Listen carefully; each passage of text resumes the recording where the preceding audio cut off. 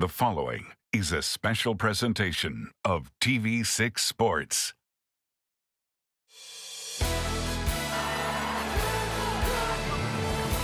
The best high school football players in the UP meet on the gridiron at NMU Superior Dome in Marquette.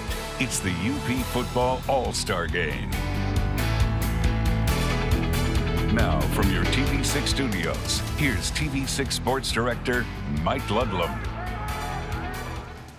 Welcome, everyone, to the 11th Annual UP Football All-Star Game. We'll head out to the Superior Dome in a few minutes. The teams are divided into red and black squads this year. A draft was held in March to determine the rosters. Bark River Harris coach Al Stenberg leads the black team, while West Iron County's Mike Baruti is in charge of the red squad. At least a dozen players in today's game will play college football for teams in the Upper Peninsula. Michigan Tech has 5 players at this time. Menominee's Jason Janquart, UP Small School running back Michael Wilson of Norway, UP Dream Team defensive back Scout Wonder of Escanaba, UP Large School offensive tackle Liam Guyan of Kingsford, and UP Large School linebacker Jacob Revard of Menominee.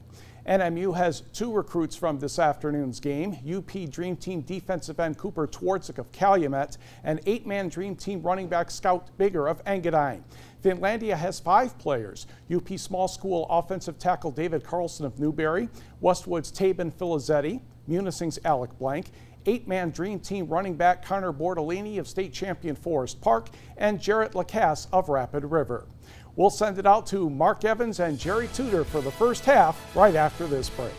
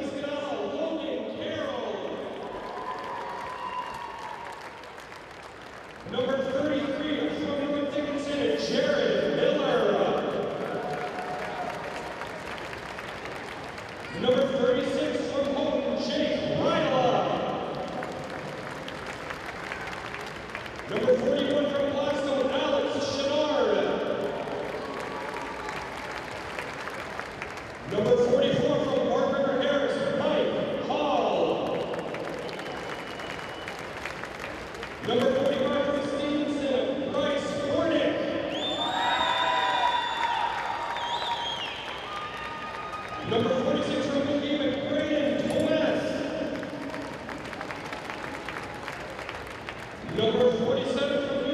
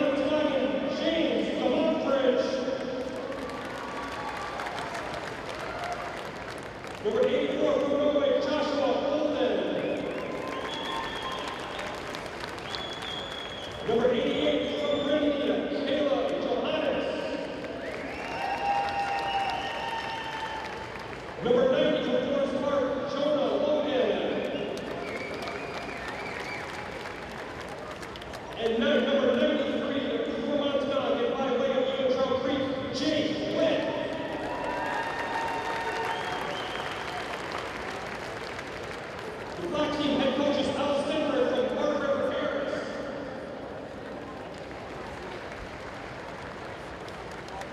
Also coaching the black team All-Stars are Bob Maycroft from Park River Harris.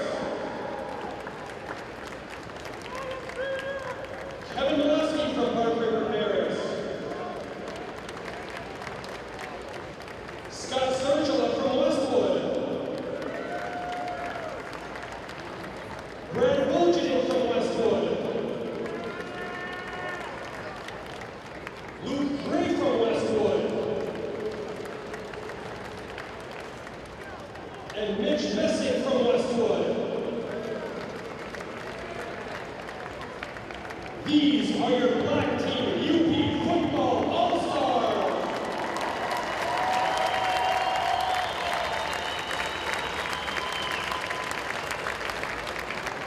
And now join us in welcoming the red team all-star players and coaches. Number 1 from St. Angus, Mason Gustafson.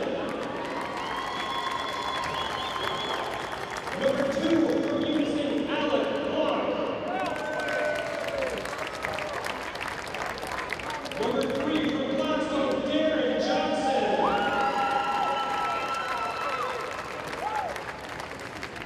Number 4 from North Central, Hunter Riley. Number 5 from Escanaba, Josh Rasil. Number 6 from Iron Mountain, Jacob Tucker. Number 7 from Kingsford, Chase Kresge. Number 8 from Escanaba, Scout Wonder. Number 9 from Norway, Connor Ortman. Number 10 from Uganda, Robbie Williams. Number 11 from Pittsburgh, Joseph Boyd. Number 13 from Forest Park, Peter Rapayak. Number 14 from Rapid River, Jared Lacoste. Number 15 from Ishmael, Aaron Corkin.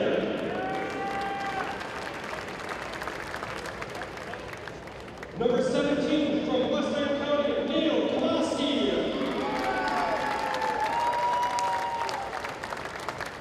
Number 19 from Newberry, Jeff Rahali. Number 20 from West End County, Chase Brockhagen.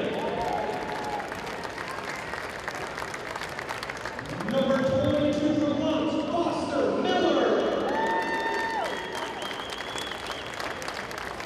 Number 25 from Pittsburgh, John Lamont. Number 28 from Forest Park, Connor Fortinoli.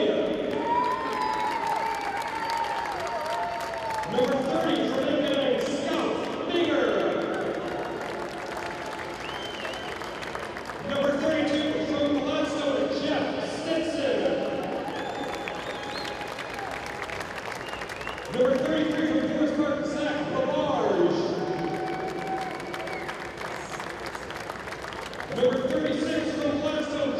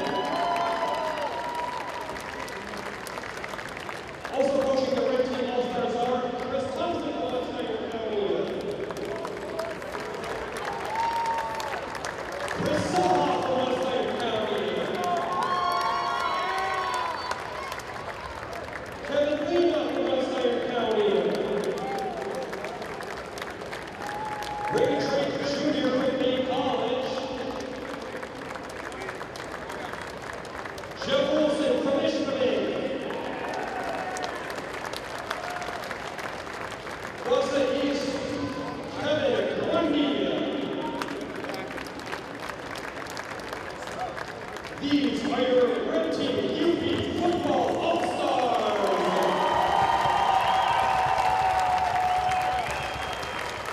The athletic trainers for black team are Scott Morgan, Graham Thompson, Colin Worka, and they're being fed by active physical therapy. Our athletic trainers for the red team are Nikki Mackey and Nicole Cornell are being provided by UP Rehab Services.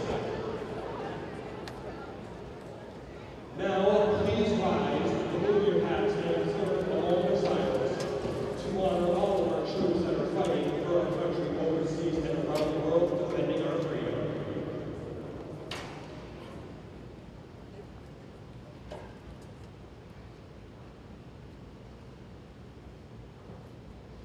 We would like to extend a special thank you to the following All-Star players who have enlisted with the military. Aaron Corkin from Ishpeming, the National Guard. Daniel Johnson from Gwynn, the Air Force. Ethan Hola from Westwood, the Marine Corps. David Delaire from Westwood, the Marine Corps. And Luke Moore from Pickford, the U.S. Army. Thank you. We are grateful for your service to our country.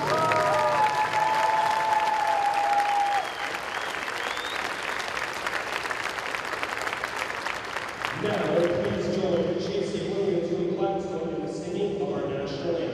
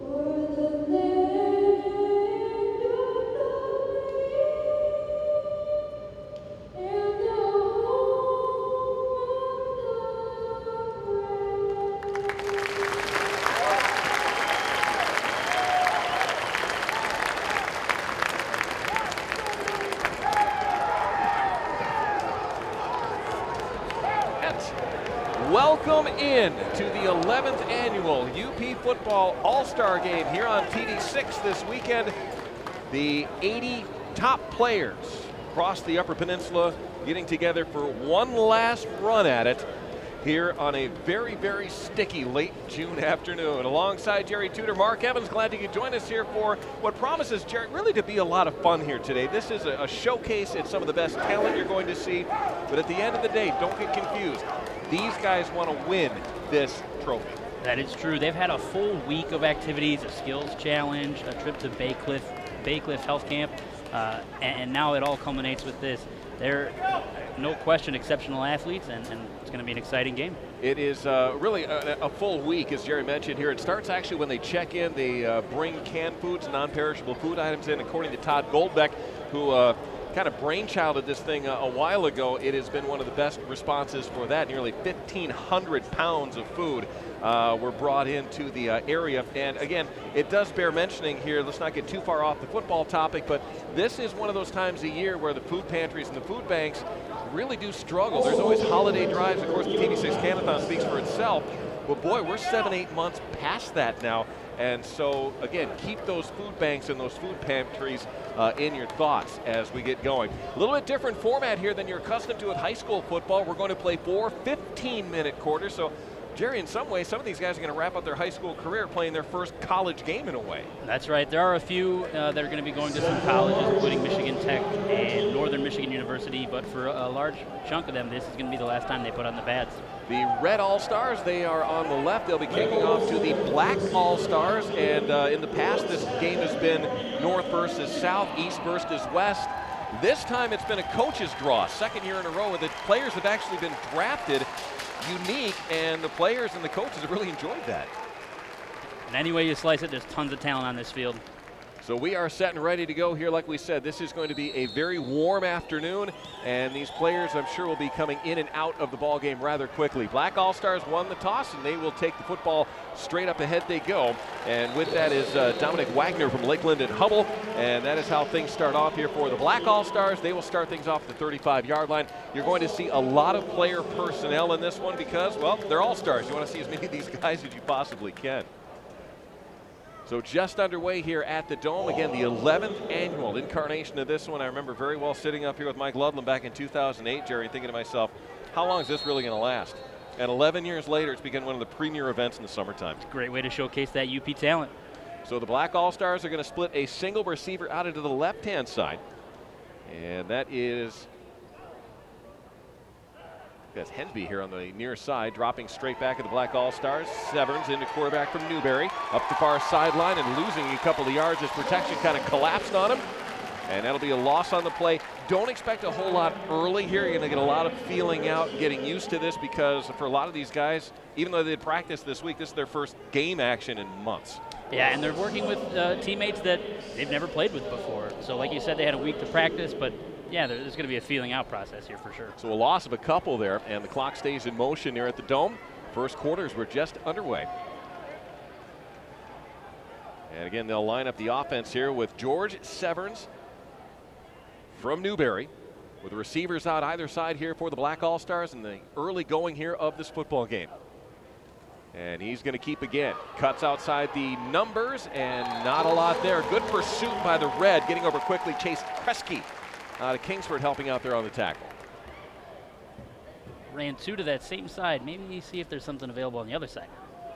Well, you're going to see a lot of setup in this ball game. You know, you're going to see a lot of run right, and then you'll see the misdirection play and things like that early. You're going to see a lot of run, and then run pass option and things like that. It's always fun to watch the coaching battles in this, because the coaches know that they've got the talent out there with these guys, but what's the best way to utilize that talent? Hughesby from Gladstone split out to the left-hand side here for the All-Stars from the black team. 3rd down and 11. Low snap, dug in, little cross and go pattern, and this one is going to be open and just out of the reach of diving number 16, Spencer Hughesby. And again, the former Gladstone Brave. That's incomplete. That'll stop the clock. We'll see our first special teams opportunity. Yeah, that one just out of reach. But again, I always love the All-Star games because they're never afraid to air it out. We're looking at some of the premier throwers in the Upper Peninsula as we have a player shaken up, and it is the intended receiver, Hughesby from Gladstone. Purple helmet with the Newberry Indian.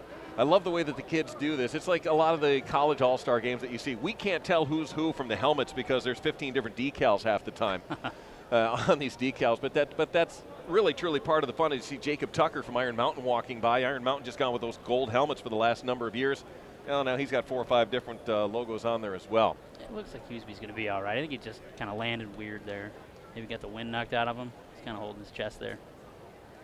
So it's a long walk over to that sideline, but like you said, just a little shaken up on that play. And this is the best part of the All-Star games, players from the red team shaking hands, high fives. You're going to see some sportsmanship in this game like you've never seen before. Absolutely. At the high school level. Dropping back in coverage, Jacob Rivard from Menominee. And he is joined there in the backfield by Chase Kresge from Kingsford. And there's 2 teams you never thought you'd see playing together. Yeah. One of the greatest rivalries in all of the UP, Menominee and Kingsford. Now you got 2 of them back in punt coverage here. Pass back is a good one.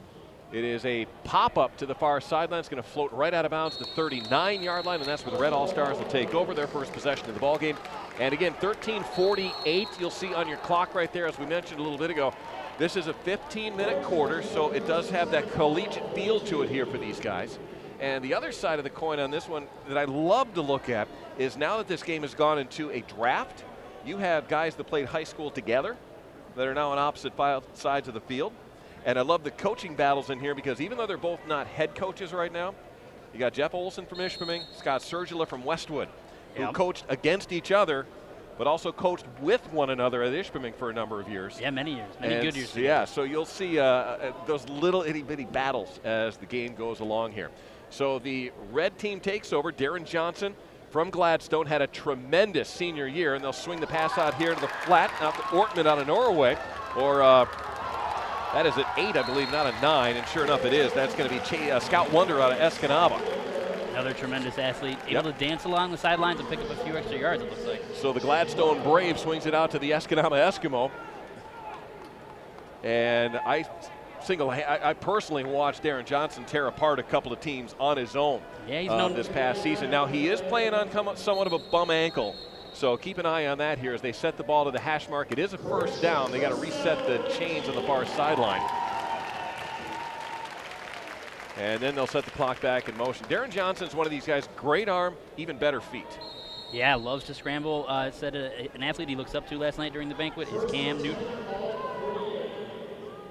Connor Ortman from Norway split out to the right-hand side, split left as well, and Johnson's going to do what he does and just drift to his left. Launches this one far side, got his man open at the 29-yard line, and slipping out of coverage down to about the 11. And just one of those plays that get into the hands of the guys with the speed, Jerry, and let them go. Yep, speed kills. Nice play. So as you take a good look at this, they split the receivers out, and Darren Johnson, that's a tough throw when you're a right-handed quarterback. And some nice yards after catch there, making a few guys miss and carrying a few guys along with you along the way. That's Sundling there from Rapid River that actually made the catch, and it puts the red team in business here with 13:31 to go here in the opening quarter. Black All-Stars already had their first possession. They went 3 and out, and now a timeout's going to be called by the red team. This is a key point in the ball game here, believe it or not, early, because you want to be able to set the table for yourself here offensively. Yeah, if you're the black team, you're not happy with the 3 and out and then giving up some big yardage right away to the red team. So again, as we take a look down here, coaching staffs, Al Stenberg from Bark River Harris taking over the black team. And he brought a lot of his boys with him, Bob Maycroft, Kevin Molesky, all joining him on the staff. And it's a Bark River Harris Westwood combination. Scott Sergula from the Patriots, Brad Wilgenin as well, Luke Gray, Mitch Messing. So you have a Bark River Harris and Westwood flair on the Black All-Star team. On the red side of things, Mike Baruti from West Iron County, and he brought Chris Thompson and Chris Soha with him, along with Kevin Lenoff. Chris Soha, that name here locally should ring a bell. He coached the Marquette Redmen for a couple of years, I believe 2008 and 9, before Dave LaHillier took over the Redmen program. Ray Drake is also coaching for Bay College. Jeff Olson, his 6th stint as a coach out of Ishpeming. And Kevin Grundy is here. Now this is interesting, and this kind of ties into the history of this ball game. From Wausau East High School, Wausau, Wisconsin. Hang on, we'll give you your history lesson on that one here in just a couple of moments. But Darren Johnson's got his troops at the 11-yard line here. It actually is first and goal from the 10. And they pitch right side and getting dropped after a gain of maybe a half a yard. And once again, that is Scout Wonder out of Escanaba out of the backfield. Tremendous athlete. Yeah, the D pursued him and weren't able to, maybe after that timeout, they felt a little Well, they pep. tried to string that one out here, and you're talking all-stars on both sides of the ball here, so the black line and linebacker core just stayed on their assignment. Second down and goal here from the 10. Officially no gain on the plays. We're just a couple of minutes into this opening quarter. And as we said, the black team already with their 3 and out. That's Ortman split out to the top of the screen as Johnson calls it out. Bottom is really from Newberry. Johnson doing what he does. He got away. Pump fake. Now looking, waiting. Ran out of real estate. Spin move down to the 5. Boy, looked like they had him for a loss. And Darren Johnson did that for Gladstone all of last year in the Mid-Peninsula Conference. He sure is fun to watch. Didn't look like he's sporting a bad wheel, did it? No, not really. That spin move was something else. Get another look at this, and again, this is just great coverage downfield here by the Black All-Stars, and Johnson with that little pump fake nowhere to go with the football. And you'll see this staying in bounds, spins, and finally gets dragged down by a couple of defenders. Ball on the right hash mark here, and they're going to split twins out to the left-hand side. Ray Holly inside the receiver, Ortman. And Johnson back, dropped the football, and he gets buried back there as a helmet comes flying free. And Darren Johnson's head, thankfully, not in that helmet. And a mistake there by the Red All-Stars. And again, that center to quarterback exchange can be pretty tough when you got somebody new and 1 week of practice ain't going to cut it. Yeah, that's something that takes a long time to work in simpatico with. But yeah, that mistake will cost him a little bit. Well, one of the skills competition was kicking. We'll see what the Red All-Stars want to do here on 4th down, and the ball actually at the 11-yard line. They bring Johnson out of the ball game.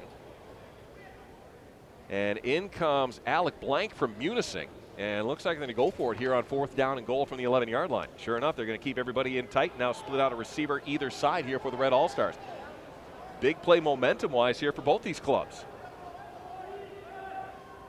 And it looked like there was movement on the line, not called. Blank had his receiver slip and fall. It was covered well there by the defender, Josh Plant out of Norway. And so a good drive here by the Red All-Stars winds up with nothing. We stay scoreless here in the early going.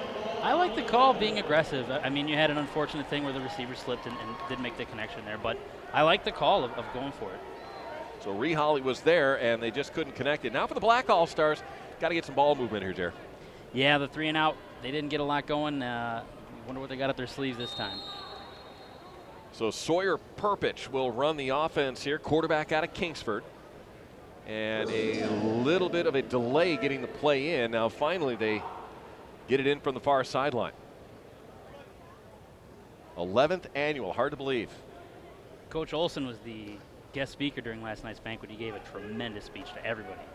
I would hire Jeff Olson to give a speech at anything I was in charge of. Anything. Don't care if it was a cookie sale. He's one of those guys. Pitch, right side, good cutback on the play here, and the Black All-Stars in business as moving up ahead with football, Logan Carroll out of Escanaba. You said you wanted to move the ball. First play, first down, that's how you do it. Well, and it's interesting, you know, you got Logan Carroll out of Escanaba on one side, and then you got Scott Wonder on the other side, both out of the backfield here. This could be a fun little thing for the fans of the Escanaba Eskimos. Yeah, as you said earlier, those matchups, that's going to be the fun thing throughout the whole game. You know, and you don't know from one year to the next, you know, when it's north, south, east, west, but when you have a coach's draw or draft like they did back in March, much more balanced, I would think, as once again they give on the inside. Not much there this time, however. As again, the defense that time for the red team really tightened it down, 2nd down and long. So Logan Carroll with 11 yards on the first one, not much there. A very, very sticky afternoon, very humid, not nearly as warm up here in the press box as it seemed earlier, but thankfully we're not playing this football game. Yeah, you're going to see a lot of personnel coming in and out. Yep, stay hydrated, folks. Perpich under center. And they give inside to the up man this time, and the Red All-Stars, boy, you don't read that one any better than that. Yeah, that didn't fool him. In the inside handoff that time, Braden Tomes from Gogidic. Couldn't get anything going, and once again, the black team All-Stars looking at a 3rd down and long. That's another great thing about this game, too, is you get to see some representation from schools that you maybe don't hear that much about, like Gogibic. Well, folks in this part of the UP are going to learn a lot about the Gogibic Range Miners with the restructuring of the Mid-Penn and the West Pack, but that's be something that we'll talk about when we get into the fall. Right now, we're just loving life and watching our UP All-Stars here tonight. Dropping straight back is Perpich. Now his protection breaks down. He tries to get free, does for a small gain, maybe about 6. And at this point of the field, be surprised if the Black All-Stars didn't kick this one away.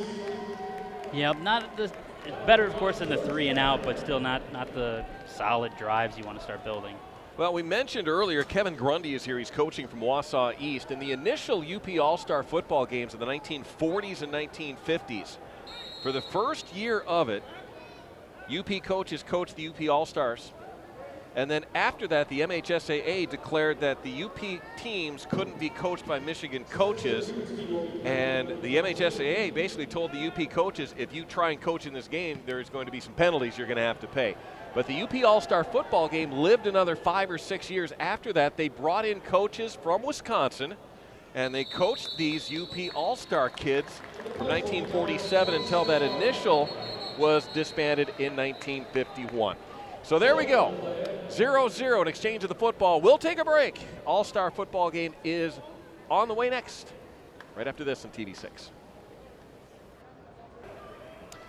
Well, there was actually a penalty against the Black All-Stars, so they're going to re-kick, and this one sails almost all the way up to us here inside the Superior Dome. So the Red All-Stars get another crack at it. To continue that story here about the original All-Star game, so they brought in coaches from Wisconsin from 1947 or right around in there to 1951 when the game, for some reason, was discontinued.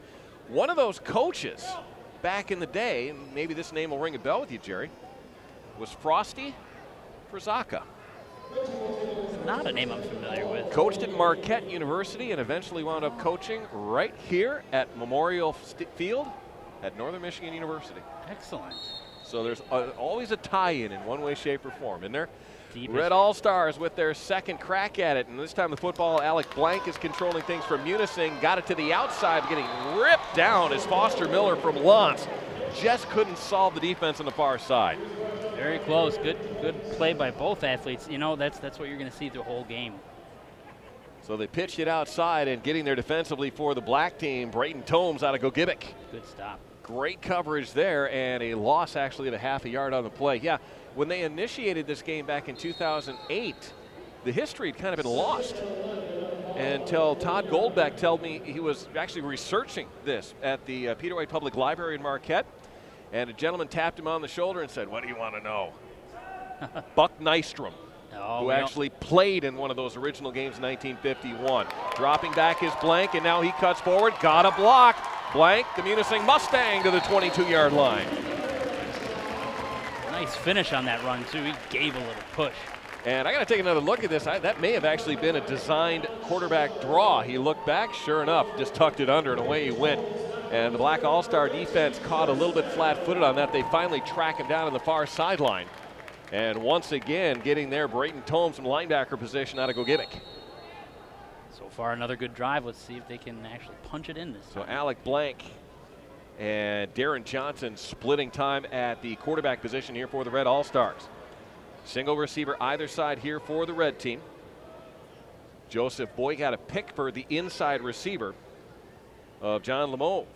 A couple of Pickford players there. They pitch left side. Not a lot of room. Once again, 22 Foster Miller out of Lance, and the Purple Hornet is to the far sideline, and we've got a stop here as they'll shut the clock down with 6:58 to go. Got a flag on that play. And a holding. No wonder he was so open. Going to bring this one all the way back. Yeah, history of this game is something that if you have your annual, and the program here looks like it's about twice the size of the Marquette Escanaba phone book. And there's great stories about the history of this game, and there's great player profiles in here. Yeah, you mentioned Buck Nystrom. That's a name that's pretty well known throughout this area. Yeah, the original All-Star games, 1946 to 1951, were North versus South, and some very competitive games back in the day. But great greet. It's also on the XL Sports website. So just Google UP All-Star football game, and that information will be there. So holding is a big one. This first down at 20 here for the Red All-Stars. And it is Alec Blank out of the shotgun this time here. The single man in the backfield with him. Blank rolls, looks, overshot his man here on the near sideline. And he was looking there for Connor Ortman out of Norway. And I watched Connor Ortman against Nagani a couple of years ago down at Ronberg Stadium. He was the target in that ball game. Nagani actually wound up winning that one, but this kid had about 15 catches by my memory in that one. He was all over, and that was as a junior. Well, that's why you see him here today as an All-Star. So second down and long, Red All-Stars. I'd be surprised here, Jerry, if they didn't try and get at least by half of this back or so and put themselves in a position to get at least closer to the uprights, if not a little bit closer to making that decision, what they need to do on third and fourth down. Blank's going to roll. He's going to look, and it's a down-go pattern here to the near sideline. Had his man. That was Ortman out of the backfield. And good coverage by the Black All-Stars. As I believe that was Riley from North Central getting back in, or no, that would be Donald D'Onofrio getting back in coverage from Ishpeming. Yeah, it was a nice breakup. That ball was right where it needed to be, just a good D getting in the way. So now 3rd down and 20. Clock stops on the incompletion here on a very, very warm, muggy afternoon here in the UP. Forecasted high around 90 this afternoon. High humidity, that's the deal. Well, it was just, Jerry and I were talking before we went hot with the broadcast here. That was about 2 years ago. I remember this, sitting up here with Ethan, and it was a hot day, not unlike this, and it stormed, and it stormed. And what happened was it got hot again outside, and the temperature up here went up around 15 degrees. And speaking of heating it up, the Black All-Stars ripping through on this. Leading the way, Mike Hall out of Bark River Harris, and Blank with nowhere to go with the football, and that brings up 4th down and forever. Yeah, another look at that. That D-line just too tenacious, coming straight through. Not a whole lot he could do there except kind of tuck that. And Bryce Hornick there from Stevenson as well. And that was just an all-out go-get-'em approach there by the Black defense. And we stay scoreless in what has been a very oddly entertaining scoreless game. Yeah, it has. That is strange. There is no score, but good play. Seen some good play. Not a whole lot of mistakes. And the red team looks to line up like they might go for it and then maybe drop somebody back, as Johnson and Blank are in the backfield. And now Darren Johnson with the football. He's going to quick kick it, popped it straight up. Big advantage here for the Black All-Stars. They got to get as far away from it as they can. It's going to take a little bit of a roll to the 21-yard line. Johnson had a lot of traffic in front of him, Jerry, and he had no choice but to pop that one up or might get blocked. Yeah, that ended up being a good decision. I guess it puts the Black team at the 20. Well, both teams moving the football. Not a whole lot of fireworks just yet here, as we're down to 5:22 to go here in this opening quarter. Superior Dome in Marquette, and we welcome you in here live online and our tape delay telecast here on TV6. That's Jerry Tudor, Mark Evans. Glad you could join us here in our TV6 crew. Sweating along with you on this very warm summer afternoon. And so the Black team, once again, not seeing a whole lot of field position success as they launch it here to the near sideline. Man open, grabbed at the 48. What a catch. High in the air. And bringing it down is big 93, Jake Witt. Interesting story. Played his high school ball at Ontonagon, but goes to school at Ewan Trout Creek. The Panther program actually combining with the Gladiators, I believe 2 years ago. And the big fella on the Black squad, Jake Witt, he's got some size, and he gives the Black team field position at the 45-yard line. And look at the size on this kid. He pulled a Megatron. He just went up and got that ball. Single receiver either side. As Severns is back in from Norway to run the offense here for the Black All-Stars. I formation behind him, and they give inside, and just not much there as Logan Carroll out of Escanaba couldn't get anything going. Good penetration by the red team. Such back and forth here. You see one tremendous play, big gain of yards, and then the defense responds and says, no more of that. 2nd down loss on the play, actually. But again, you sense that competitiveness out there. In a lot of all-star games, it's, you watch like the NBA all-star game, it's like first to 200 is going to win. And the NFL all-star game and even blue-gray games and stuff like that, these kids don't want to get hurt, don't get me wrong, but you don't see the full level of play like we're getting shown here this afternoon. No, they're going all out here. Wade Kreshak from Superior Central, top of the screen. That's Witt down here at the bottom of the screen out of Ontonagon. And they call it out, and they give second man through to the pile. Here's Carroll once again. Got around the corner, and that's about it. And he got planted right there after a gain of about a yard. That was a monster hit. Oh, man. He's pumped up, Mason Gustafson, the Saint from St. Ignace, appears to be on the tackle here. They call him Iggy. You know why? He's from St. Ignace. Well, yeah, that certainly helps. And bam.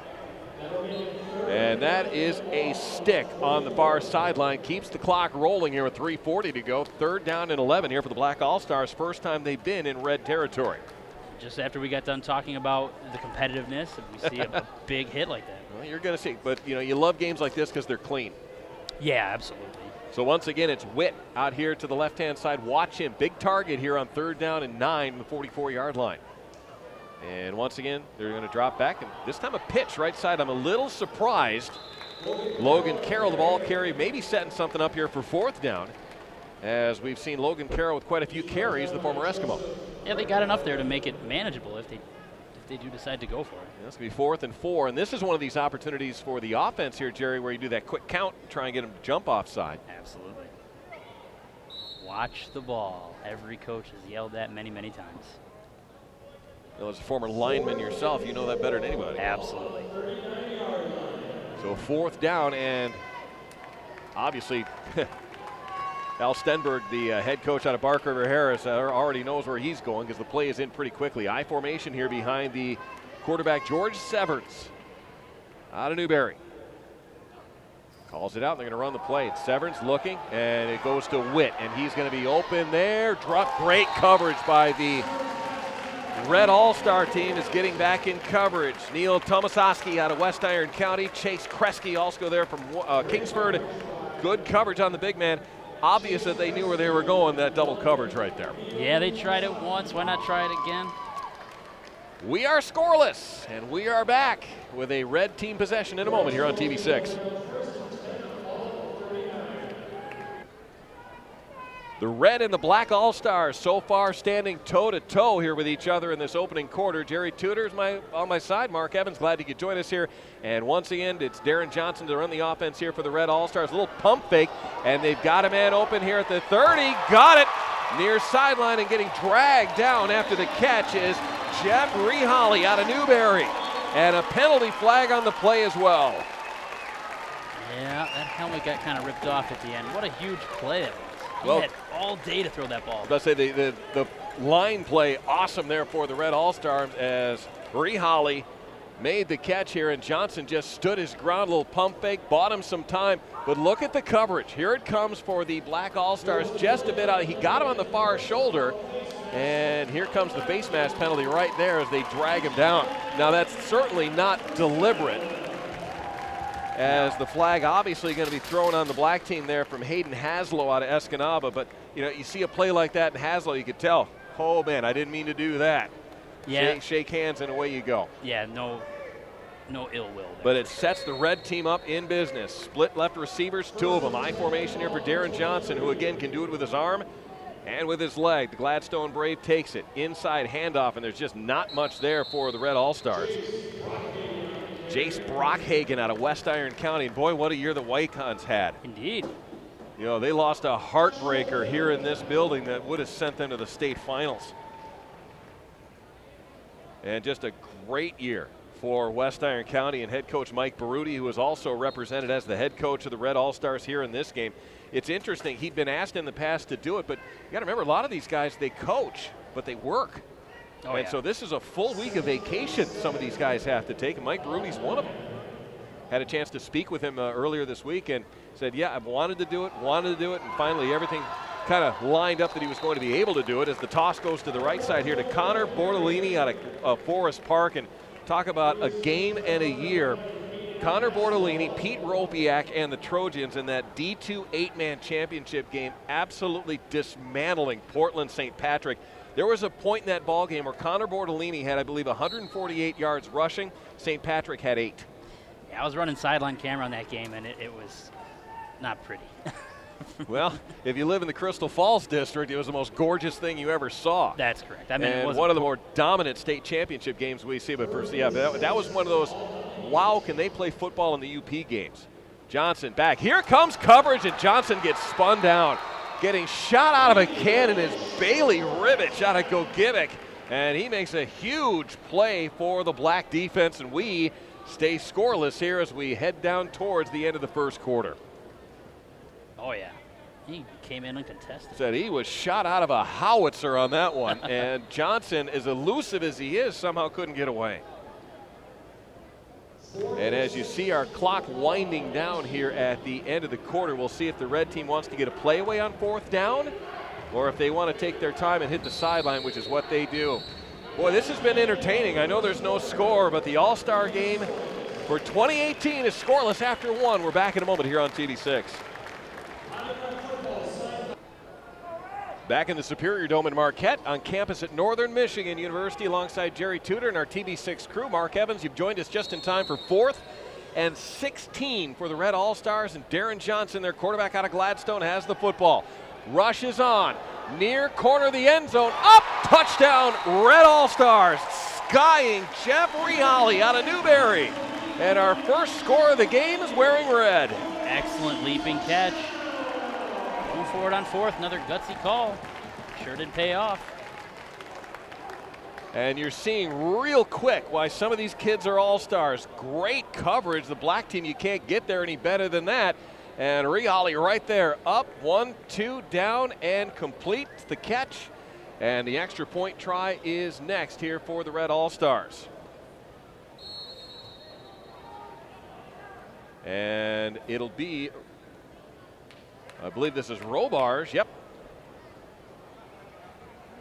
Zach Robarge out of Forest Park. They're going to tack on the extra point here. It is back, it's on the tee, blasted through, off the inside of the upright and through. Oh, bank shot never hurt anybody, and what a drive and what a completion play there for the Red. Yep, we're seeing good stuff out of them. They put together a few long drives. This one they were able to punch it in, get on the board first. Well, again, as in any football game, all-star or otherwise, field position really key, and the Red, for the most part, has had the better of it, finally able to take advantage of it here at the Superior Dome. 11th incarnation, as you see some of the crowd here on tap. Good crowd for this one here, and they're still kind of filtering in, as you see. And it's so fun because you come to this game and you see the colors, Jerry, of every program in the UP. And the coaches really do a nice job with this draft, too, because there are very few programs not represented here in the Upper Peninsula in this ball game. Yeah, they do. Very few. They do an excellent job of that, making sure everybody, most teams, get their representation. And I dare say, actually, to a degree, it's cooler in here today than it is outside today. Yeah, there's actually maybe a bit. There's actually a heat advisory going on out there. Yeah, so it's cooking. But again, this is just a great way for a lot of these athletes to kind of say goodbye to the game of football. Not very many of these guys going to the next level at all. And as you may have heard in our pregame, and we tipped the hat to several of them joining some of the military academies and going into basic training as the up man takes it to the 33-yard line. For the Black All-Stars, Wade Kreshak out of Superior Central with the play on this. There are 4 or 5 young men that were mentioned joining the Air Force, the Marine Corps, and the Army. We certainly thank you, young men, for your upcoming service to our country. And it's interesting. I'm so far removed from being a 17, 18-year-old kid that you kind of forget those decisions that you have to make at a very young age, be it going to college, going to the military, going into the workforce, or what have you. But it's kind of a chance for these guys this game is to put all that behind you and just come out and play football, have fun one more time. Yeah, during the banquet last night, there was a lot of talk from all the coaches about not just what tremendous athletes these young men were, but what outstanding young men they were. So Severns will take over the offense once again out of Newberry, and that was ugly from the start. And really one of the very precious few penalties we've had, mental mistake. We've seen a couple of holdings, we've seen a face mask or two. Those are more play penalties. This is the first real mental problem we've seen. Yeah, well, they've had a full week of practice, and while that's not a super long time, it should be enough to jog their memory. I mean, these kids have been playing football for a long time. All right, so I'm going to pose you a question after this play here. We talked about this in pregame, but I was curious what your thoughts are. As Witt is split out to the left side, they've got a slot receiver on the right to the Black All-Stars. Severns under center once again, looking for Witt. He makes his cut, and that's almost picked off. Chase Kresge out of Kingsford got there in a hurry and closed the window. 2nd down and 15, and another flag here. And this looks like it's in the area of holding against the Black All-Stars. I presented a question to Jerry before we went live with the telecast here. All-Star football game. Some people look at this as the absolute conclusion of the 2017 football season. Or do you look at this as the kickoff of the 2018 high school football season? It's an excellent question, and I think there's a case for both. For many of the seniors, of course, who will not go on to play any further football, for them it would basically be the end. But if you're just a fan of high school football in this area, could make a strong case for this being the start because we're not that far away from two-a-days. See, I firmly believe this is the unofficial kickoff of the high school football season because, you get excellent basketball, both boys and girls, then you get into the spring sports, and this kind of rejuvenates football on the brain, if you will, as a good cutback there for the Black All-Stars is up head Logan Carroll out of Escanaba on the play here for the black team. So to me, it kind of sets the table, like you said, because we're July 1 tomorrow, which I can't believe, and then 31 days, and then we're staring down the barrel of two-a-days. Well, I think you just said something. I do believe football on the brain is an actual medical condition. Oh, absolutely. Absolutely. When they asked me to be a part of this telecast once again, I'm like, are you kidding me? To sit inside, be a part of a football game? I mean, I'm the guy that's logged on to ESPN Classic all the time just because they're showing games from the 70s and 80s because I just want to get my football fix, and this is a good one. Black All-Stars on second down and long, and dancing out of trouble for a moment is Severns, but the black defense crashes in on him in a real hurry. That ball may have popped out of there for a moment, but Severns is right there on top of it. But again, we talked about field position for the red team, and this is just a nightmare right here for the Black All-Stars, giving up the touchdown. Now it's going to be officially second down, third down, and about 25 after that loss. Yeah, they're going to need a huge play to get this drive back on track. Clock stays in motion, and if you're just joining us again, this is a little bit different format from what we're used to in the MHSAA. 15-minute quarters as compared to the 12.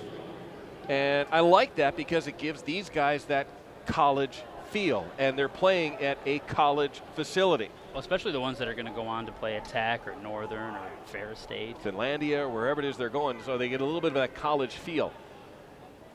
And so on third down and forever, Severns back, and he's got his man Witt here along the near sideline, picked off beautifully and dropped down at the 45-yard line. Neil Tomasoski once again out of West Iron County. The former Wycons got the Red All-Stars in business again. It was a great read. It's basically a punt on third down more than anything else. Just go deep with it and see if your guy can go up and get it. And when you got a guy like Jake Witt and the size that he has, he certainly gives you the opportunity every time. But, boy, just playing center field beautifully. Tomasoski there, the former Wycon, pulls it down. The Black All-Stars had to just throw it deep. I mean, they didn't have a lot going in the run game, and they were really backed up. Like I said, that's basically a glorified punt on third down, but it does give the Red All-Stars good field position once again inside the Black All-Star territories. You saw Jeff Olson right there a moment ago, the head coach of the Ishpeming Hematites, assisting there in his 6th time around. I asked him this week, I said, what keeps you coming back? And he kind of gave me that, you got to be kidding me look. He goes, he gets to be around players and gets to be around football. As on the far sideline, Scout Wonder off the reception out of the backfield. His speech last night basically focused on how football is such a special game and how big a role it's played throughout his life. Well, the times they are changing with declining enrollments and all that other good stuff here across Upper Michigan. We posed that question during our high school broadcasts over the couple of years. What's football going to look like in 10 years? What's it going to look like in 15 years? Several of the coaches last night actually said that football is under attack. Well, there's legitimate reasons why that may be, as the inside handoff goes for the Red All-Stars. And that quick hitter was all that they needed to get the first down. That Brockhagen on the carry, sure enough, number 20 out of West Iron County. Well, Coach Olson did counter that claim that football is under attack by saying that the game has never been safer from his standpoint. Oh, from the day I played? Basically strap a pillow on your head and go play? All right, maybe I'm not quite that old. Did you play with leather helmets? No, not quite that. George Clooney I ate. But the game is changing, and it's going to be very interesting to see the developments to go with that. But today here in 2018, we have one heck of an all-star game going underway. As spinning and trying to get out of harm's way. And again, another nice move there from Wonder out of Escanaba. And he was just a miracle to only lose 5 on that play as he got caught well in the backfield. Great pursuit by the Black All-Star team again. He nearly made 11 guys miss. That's one of those you run 30 yards to lose 5. But again, the Red All-Stars, as you see with that 7-0 lead, scoring just a couple of moments ago. On the That was about a 19-yard touchdown toss from Darren Johnson as he hit Reholly out of Newberry on the touchdown play. Single receiver either side. And Alec Blank again from Munising, the quarterback, calls it out, drops back. Good movement downfield. Instead, they go across the center of the field to hit the tight end. And rolling for a first down for the Red All-Stars, Cooper Twardzik from the Calumet Copper King program. Watched him over the last couple of years in the games against Negaunee. It was really the first. He's a big kid. It's really the first pass over the middle, wasn't it? I mean, Yeah, pretty much. And that's really the first time they've used any of the big guys here for the Red All-Stars. Is Twardzik with a nice catch coming off the end position on the right side. And he just looked for the delay, and there's Blank looking, waiting. Twardzik hits the big man right in the chest. And how'd you like to see that coming at you? Yeah, you get out of the way of that. Well, not if you're an all-star. There you go. As getting in there, Hayden Haslow out of Escanaba to make the tackle from the defensive secondary. Robbie Williams from Negaunee split out to the left-hand side. Also split out is Josh Grassel out of Escanaba. And they give second man through the pile. Not much there, as on the give for the Red All-Stars there is Foster Miller out of Lance.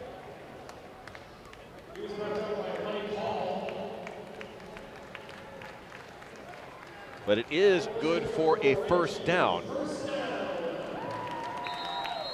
And they will put the clock back in motion here as the Red All-Stars with the lead and already working their way. And I heard the skills competition numbers here. They're in field goal range. Yeah. Not that they are anxious to try and kick one from here, mind you, as Blank will call it out here for the Red All-Stars. Pitch. Left side and waiting for something to open, and Foster Miller, the Lance Purple Hornet, again on the carry. Not much there. Good pursuit. They strung it out nicely. Yeah, towards the end of that run, there was a little hole, but just not big enough. And I've always wondered that at every level of football, ball on the left hash mark, and you pitch short side of the field because you're adding a defender with the sideline. But that's why these guys coach and why you and I sit up here and speculate. I would agree with that. I'd like more room to run. Williams split out to the top of your screen.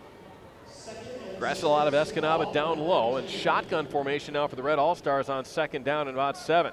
Blank is going to call his own number. Got away from 1, spins down for a gain of about 4, and brings up an interesting play call because in an all-star game like this, you know that they've got something, somewhere, one special little play that only they know. Oh, I would think so. This probably isn't the time for it. But we'll see what happens on third down and short. 3rd and 4, ball number 16.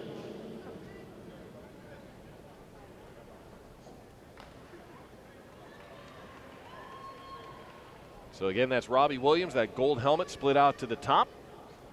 Grassel here on the near sideline, and this time Blank's going to climb in under center with an I formation behind him on third down and mid-range. He'll keep it. Rolls, looks, steps up, got away.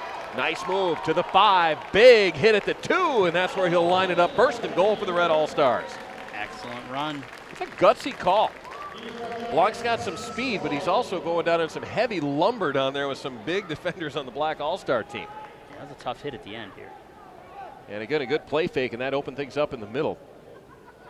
Really, I don't believe there was ever a desire that he was ever going to throw that football, as getting over for the black team, Preston Strong out of Kingsford, to make that big hit.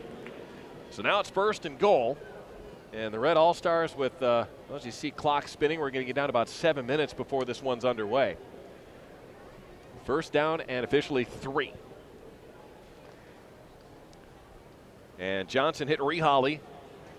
Gladstone to Newberry on the first touchdown for the red team, and now it is Alec Blank's turn to run the offense.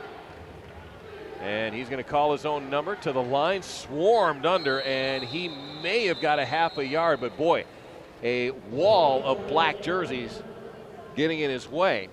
Bryce Hornick out of Stevenson, one of the guys in on the tackle. Yeah, that was a nice wall of black jerseys. Tough to run through that. So a quick moving first half here. Quite honestly, we've seen a lot of play on the ground, a lot of completions. And now not a whole lot of penalties, and guys staying in ground, or in bounds rather. And they're going to officially give him a gain of a yard. That was a tough earned yard. And I want to thank Todd Goldbeck and the UP All-Star football people for putting white numbers on the jerseys this year instead of black jerseys with red numbers and red numbers with black jerseys. Makes our job a little bit easier. Blank, pitch, right side, and getting swarmed under once again is Ortman. Make that Wonder. And Scout Wonder actually maybe back to the line of scrimmage, and that's really about it. Yeah, another good stand by the Black All-Stars. Well, it was 3rd down and long when they scored the last time.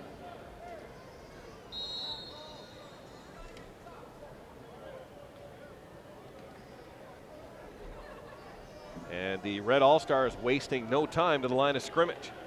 Joseph Boyk out of Pickford is the receiver to the top of your screen. And the Red All-Stars moved, and that is a double-edged sword right there. Now you got a little bit more room to maneuver the offense before you get to the end zone. It's not quite as compact in there for the offense, but that's, again, one of those rare penalties that we've seen here in this ballgame. Discipline's been great. I would like a little bit more room. It can get pretty tough at 5 and under to get in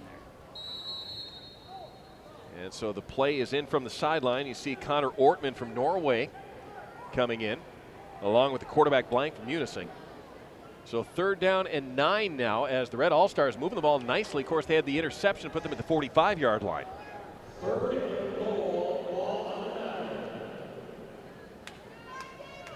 And a late addition to the lineup is David Delary, the former Westwood Patriot, checks into the football game. I guess once a Patriot, always a Patriot, though, right, Jerry? Sure. Single receiver either side. Blank goes out of the shotgun on 3rd down and 9, and he bobbles the football, picks it up, and a little hop pass to the near side. That's Twardzik out of Calumet. Bang, down to about the 2, and now it's decision time for the Red All-Stars, and a nice job by Blank, not only to get free, but for Twardzik to get open, and they just about made that one work. It's 4th and goal from the 2. And this was the best outcome you could hope for of a broken play like that. Excellent heads-up play by the whole team. And a nice downfield block by Boyk out of Pickford, and I say that because very easy to hold in a situation like that, and he didn't do it. So a timeout's for the officials real quick here. Now a timeout's going to be called by the Red All-Stars. Your 4th down play. When we come back, Red up 7-0 here in the Dome in Marquette.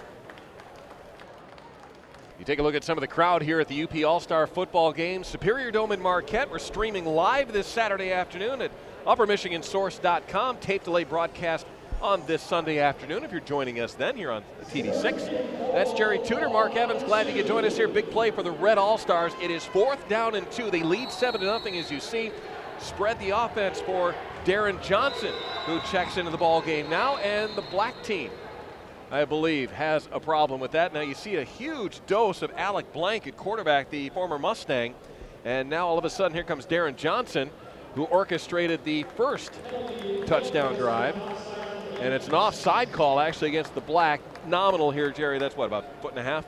Yeah, I guess if you're the red team, you'll take whatever you can get. When you're in this tight here. But Darren Johnson, we said, has a bum wheel. He's got a bad ankle. And that was a concern coming into this weekend here. Hasn't really shown any ill effects of that, but we've also really not seen him run a lot since the opening part of the ball game. Yeah, there was a run very early, but that was it. Bree Holly, he's got the touchdown. He split to the top of your screen. Ortman from Norway down here to the bottom. And here is Johnson doing what he does, trying to run option and just trying to outrun everybody. Trying to get to the sticks. He won't make it. He loses a yard, and what a stand by the black team All-Stars. Tracking him down, my goodness, Preston Strong for the black defense. My goodness, did he get there in a hurry? Yeah, he's a tough guy to track down, but he did it. Nicely done. Good stand by the Black All-Stars. And Johnson, he's not showing any ill effects on the ankle. And I believe I'm corrected. That is Bryce Hornick, who got there from the defensive position from Stevenson. And again, difficult to tell. I know the helmets of almost every team in the UP, but this is a potpourri of helmet decals. And sometimes numbers flash by so fast. But now if you're the black offense, You're deep in a hole, your own 3-yard line. Great defensive stand, but what do you do from here? Timeout going to be called here by the Black All-Stars, which is perfect for us.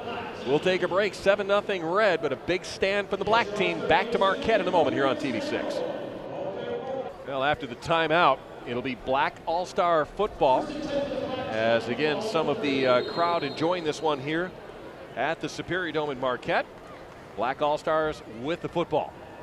Deep in their own territory now on first down. And they give inside. Great cut, great move. First down. As up ahead, Logan Carroll out of Escanaba, and he did that all last fall, didn't he? Yeah, you have a great chance to see a lot of these players too with your role for the Negaunee Miners, correct? Oh yeah.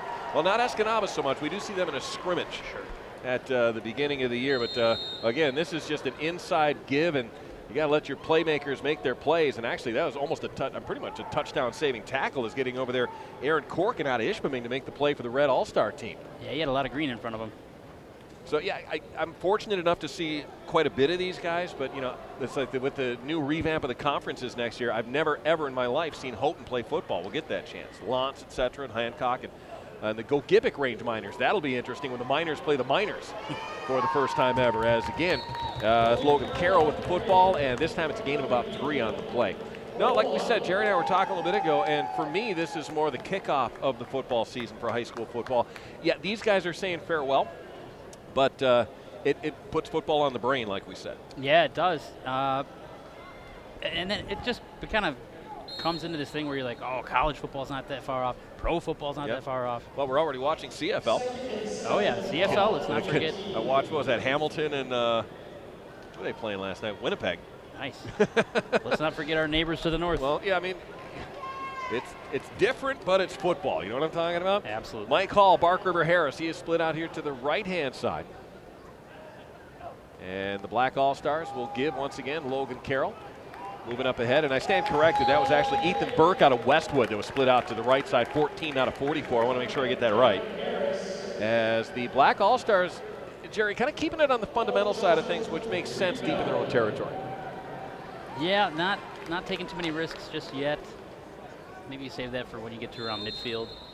And it's not a contest, but I believe I'm on bottle of water number 4. You're on 3, I think, right now? Yeah. It's as we mentioned, you're going to see a lot of personnel in and out in this ball game because it is a very, very warm day here. Heat advisories, as Jerry mentioned, across the UP. Not so bad in here. I wouldn't want to play this game outdoors today, certainly.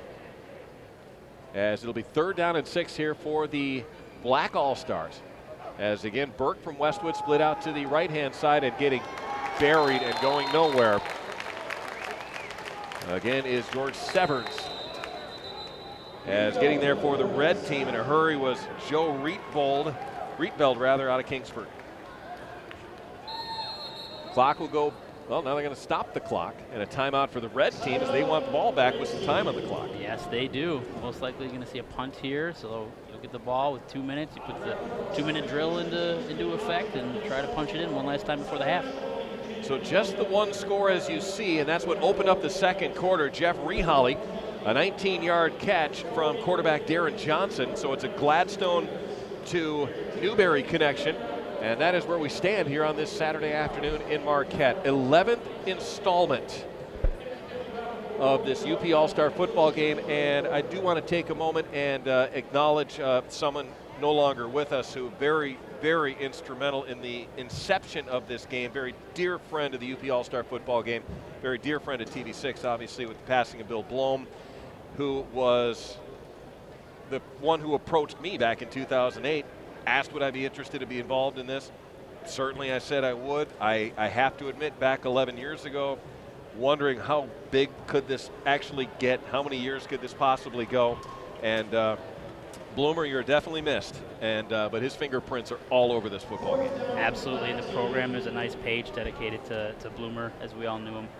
He loved sports, and he certainly loved the UP and all of these athletes. So back to kick. The Black All-Stars. Spencer Huseby from Gladstone to put a toe into this one. This should give the Red All-Stars pretty good field position as it's a low kick that just end over ends and out of bounds at about the 39, maybe the 40-yard line. And the red team, Chase Kresge from Kingsford, kind of shrugging his shoulders. He really wanted a crack at that one. as he was back with Brevard out of Menominee, but boy, you want field position in an all-star game, you got it as you see the bobble of the kick, and this just never really got going from the start. But good news for the Red All-Stars. Around the 40-yard line with 2:06 left to go. That's a pretty good situation. So they're going to bring both teams to their respective sidelines here. So the black team takes a timeout as they want to get things set defensively. This has been a fun little first half. I know we've only got the first touchdown, but man, we've seen some great play. Yeah, a lot of talent on both sides, of course. This being an all-star game, that's what you'd expect.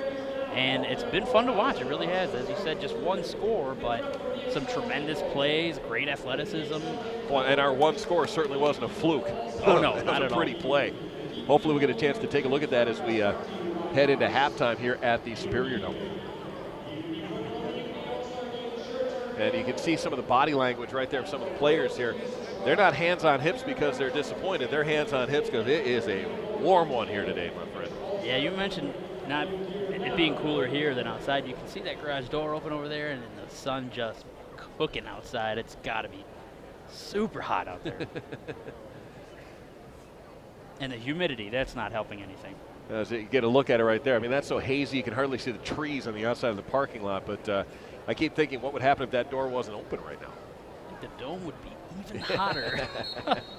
Hey, that's one of the if that's the only drawback we've got for being a part of this game, I'm cool with that. Yeah, there's always more bottles of water. That's right. So the Red All-Stars leading 7-0.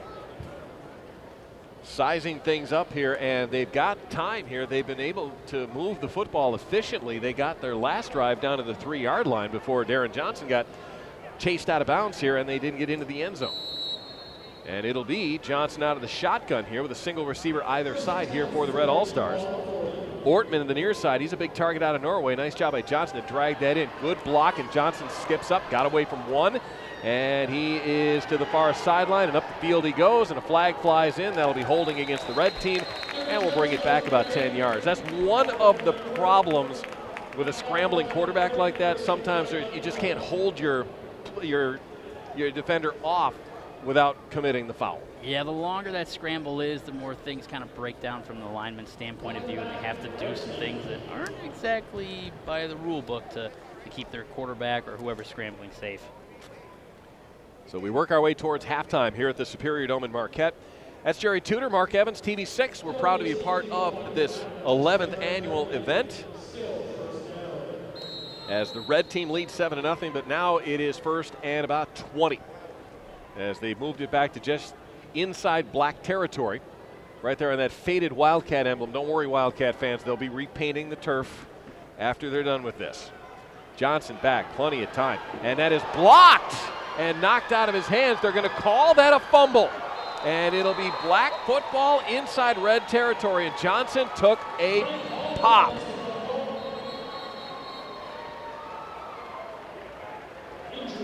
And Johnson is shaken up. There was a lot of traffic in front of him, and you absolutely hate to see that. Darren Johnson, touchdown pass to open this quarter, and they're going to call that. Looked like a forward pass. The official right there on top of it's going to say that it's a fumble. And Darren Johnson, who was already working with some tenderness in the leg, is now down for the Red All-Star team. Staff taking a look at him. You really hope he's okay. He was writhing around a little bit there right after he went down.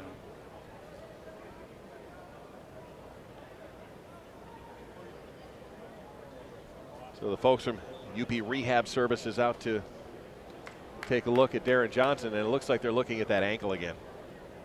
And he had a tender ankle coming in. We were down for the first day of practice on this past Monday for some radio coverage earlier this week, and Johnson was in and out of the ice pack, and not putting a whole lot of weight on that leg.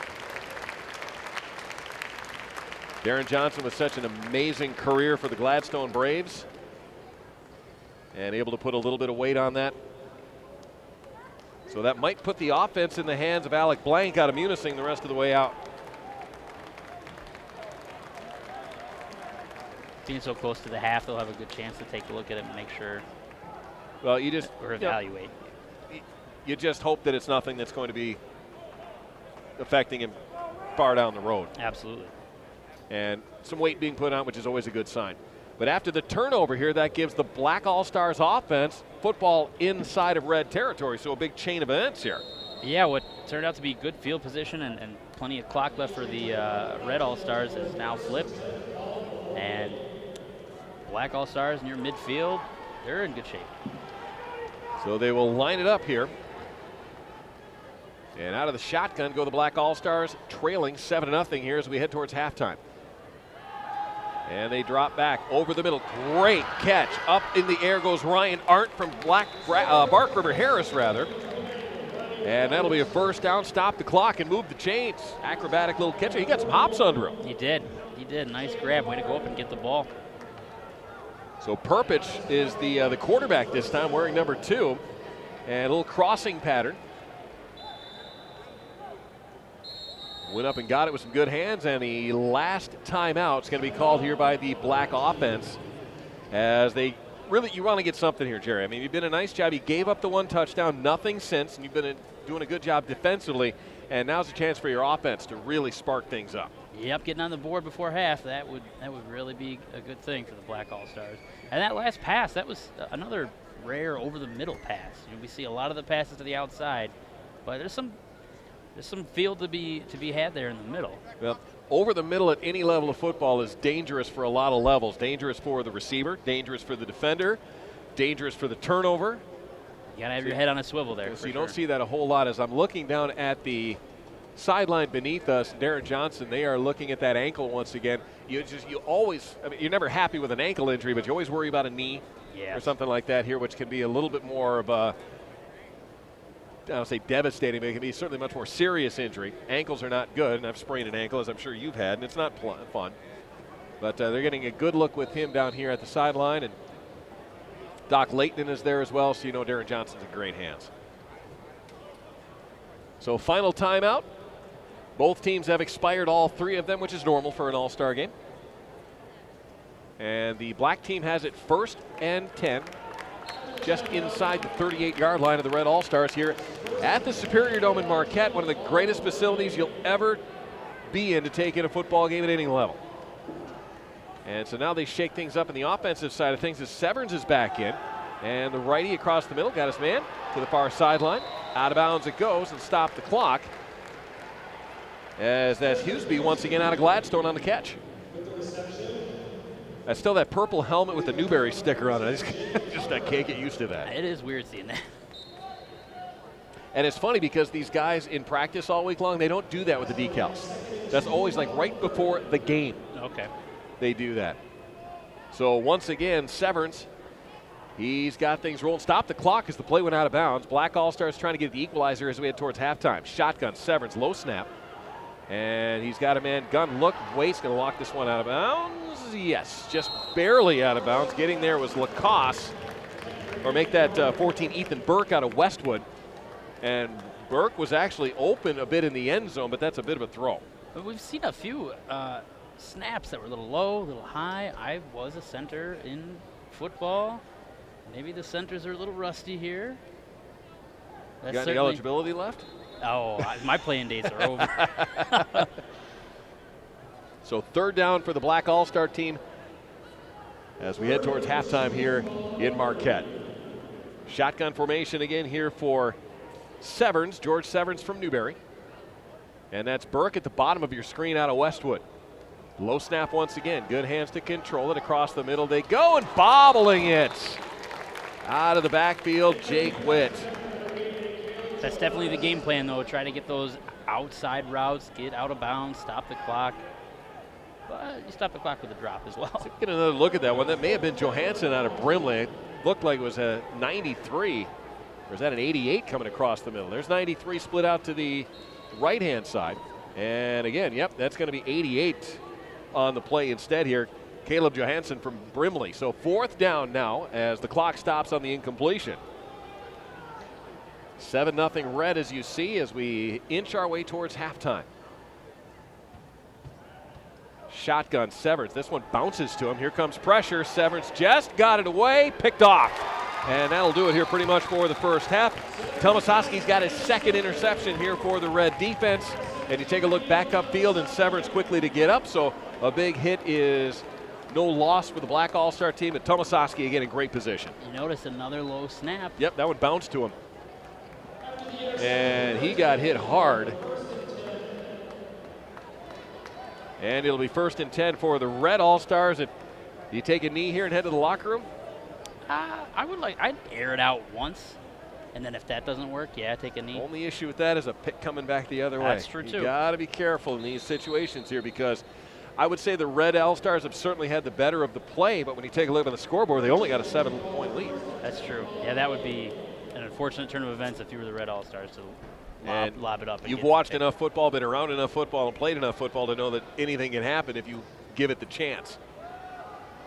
And here is Blank. Why not? Near side, got his man. And trying to get out of harm's way and move upfield is 19 Reholly, and he got out of there. Can he outrun him? No. 40-yard line, make that the 37. As defensively, Haslow out of Escanaba had made the play. They take the risk, and they reap the reward as Reholly with another catch. Now 49 seconds to go as we get another look at it. And this is just a great cut upfield. And the defense there, and Reholly just able to spin out of the arms of the defender and then juke his way. And then Haslow finally able to track him down from behind. No timeouts to save him, so the Red All-Stars, they put it in motion with 48 seconds to go. Shotgun formation here for Blank, the former Mustang out of Munising. Near sideline, looking, waiting. Reholly got it again and out of bounds at the 23. Boy, would that be a drive to end the first half. Yeah, I mentioned take a stab at it. It panned out very fortunately. Well, it doesn't always go that way. Well, this is they're taking a stab at it with a spear instead of just poking you with a pocket knife. Good grief. And so after the pick by Tomasowski, his second, now they've discovered Jeff Reholly, the receiver out of Newberry, who is again split to the bottom of your screen, top of your screen, Ortman from Norway. And again, shotgun here as you see 37 seconds to go here in the opening half. And the red team with the lead, and now pressure on Blank. Guns it to the far sideline. Ortman is there, deflected away beautifully as the black defender got back in a real hurry. Yeah, you can't defend that any better. It was perfectly timed, went up at the same time as the receiver and swatted that ball away. Good position. That was that Jankard out of Menominee make the defensive play? Hang on, let's take a look at the replay. And a white helmeted. No. Trying to get the number on the play. That's 20, and a great play from Wilson out of Norway. So was that Norway on Norway? Was that? Only in the UP All-Star game, yeah, eh? really. It is, well, 2nd down and 10. Clock stops on the incompletion here, so the Red All-Stars will make a decision here along this near sideline. Now, you got to remember the play clock is still in motion, even though it's not on here at the Superior Dome. They don't use that for high school. Even if there's a playoff game, they don't use that. So they're not using it for the All-Star game. But boy, I tell you, the Red All-Stars just a moment ago had an interception and a delay of game against the Red All-Stars. They had the interception down at about the 15-yard line, and then 2 big plays to Reholly, and here we are. But the delay of game will go against the Red, and I don't think the coaching staff is too upset with that. No, they're content with that. And I am glad to report to you, maybe you see him, number 3 down there at the bottom of your screen. That's Darren Johnson, who was shaken up at the on that turnover by the Red All-Stars a little bit ago. Great to see him on his feet and on the sideline. Probably taped up pretty good. Blank, back, waits, guns across the middle, had a man, and just overshot his receiver. As 22, Foster Miller out of Lance out of the backfield was there, brings up 3rd down at about 15. Sometimes back there in the pocket, you start hearing footsteps and you get a little too excited, put a little too much gusto on that ball. So they had the man open. So 3rd down, and to say this is 4-down territory, I think would probably be the most obvious thing we could do. But why not? You're definitely in 4-down territory. Alec Blank calls it out. Got Reholly here at the bottom of the screen. He's looking at him, and again floats this one. Reholly got free, can't get to the football. A little juke move, cut inside, cut outside, and the ball just a little bit overthrown, and now it is 4th down, and I do not believe we're in field goal position here. This would be this would be close to about a 45-yarder. It requires a lot of leg. And so the play clock is in motion. And the brain trust, now there's Twardzik. You see big number 88 out of Calumet. Big target. And Miller out of Lance. So you're going to see, I believe, a lot of upfield motion here for this offense here by the Red. Now they can get a first down inside the 12.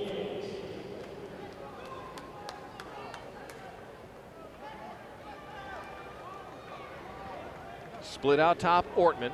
Reholly here at the bottom. Shotgun for Blank. And the defender got through, and Blank's just got to float this one. Can he get to Ortman? Can he get it there? No. Incomplete. 10 seconds to go. And the black team, after giving up quite a few yards here, Jerry, going to wind up going into the locker room only down 7. Not too bad. And I can't emphasize enough how entertaining this has been, despite the fact that it's only had the 1 touchdown. Yeah, tremendous plays from all sides, both defense and offense. It has been fun to watch. I don't always say that about low-scoring games, but I've really enjoyed this one. I've enjoyed the intensity. You know, this is a football game. Absolutely. You know, this isn't the Pro Bowl. You know, this isn't the NBA All-Star game. You know, where it's point night. You know, this is a good defensive battle, which you don't see a lot. No, these in All-Star games like this. They've come to play for sure. And so the Black All-Stars gun it near sideline, and now a little hook and lateral as they try and get their man out of the backfield. They pitched it to Logan Carroll as time expires here in the first half. Interesting way to wrap things up. You never know what's going to happen, and that's why we love watching these kids go at it in June. Summertime football with the Red All-Stars leading the Blacks 7-0 back to the Superior Dome in Marquette for halftime and more here on TV6. Mark Evans, Jerry Tudor, our TV6 crew, as you see halftime here at the Superior Dome. The Red team on the lone touchdown. Darren Johnson out of Gladstone hooking up with Jeff Reholly out of Newberry, and that is where we stand here, and it's been a very entertaining defensive game here at the Superior Dome in Marquette. Second half in mere moments. First, let's head back to TV6, and in the studio is our friend Mike Ludlam.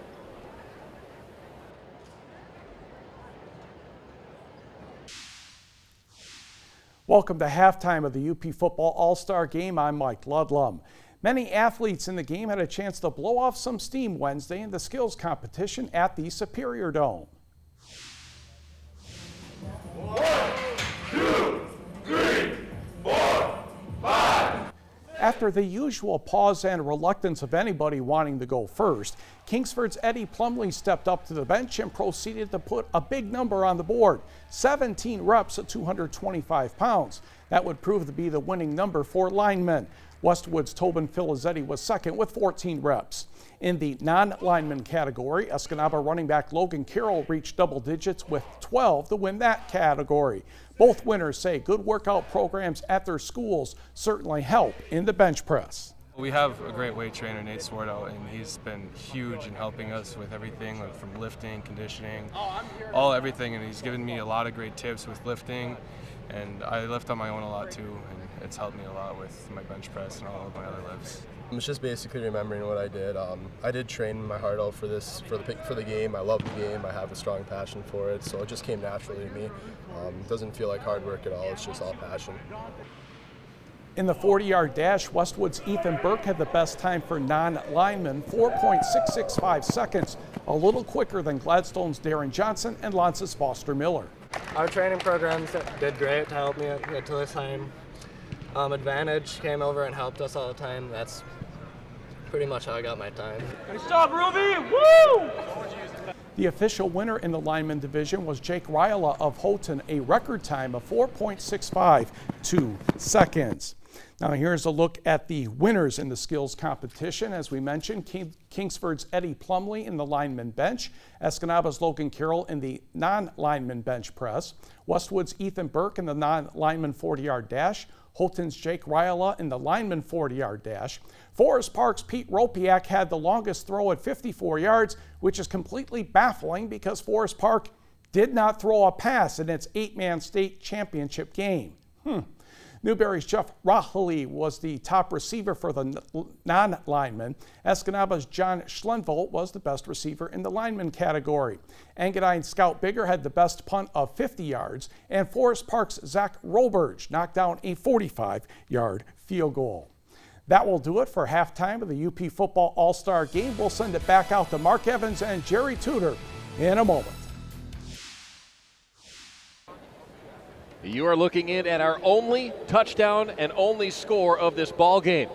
Darren Johnson, the quarterback out of Gladstone, lines up Jeff Rahali out of Newberry, and that, with the extra point, is what we have for you in what has been an oddly entertaining game for such a low-scoring affair. With Jerry Tudor, Mark Evans, our TV6 crew, we're also streaming this online at UpperMichiganSource.com.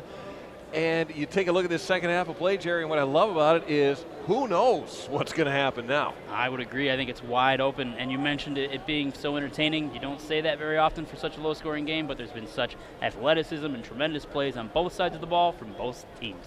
So it will be the red team with that 7-0 lead actually taking the second half kickoff here in just a couple of moments, as both teams are back out. And if you're both coaching staffs, Jerry, I think you're actually in a lot of ways quite pleased with what you saw. Yeah, there weren't any big, huge errors or lapses in judgment or anything of that nature. Just when there's so much talent, it's going to be kind of a give and take on both ends. Josh Plant from Norway will have the ball on the tee, kicking as you see it from left to right. And a crowd that has been really into this ball game. Absolutely.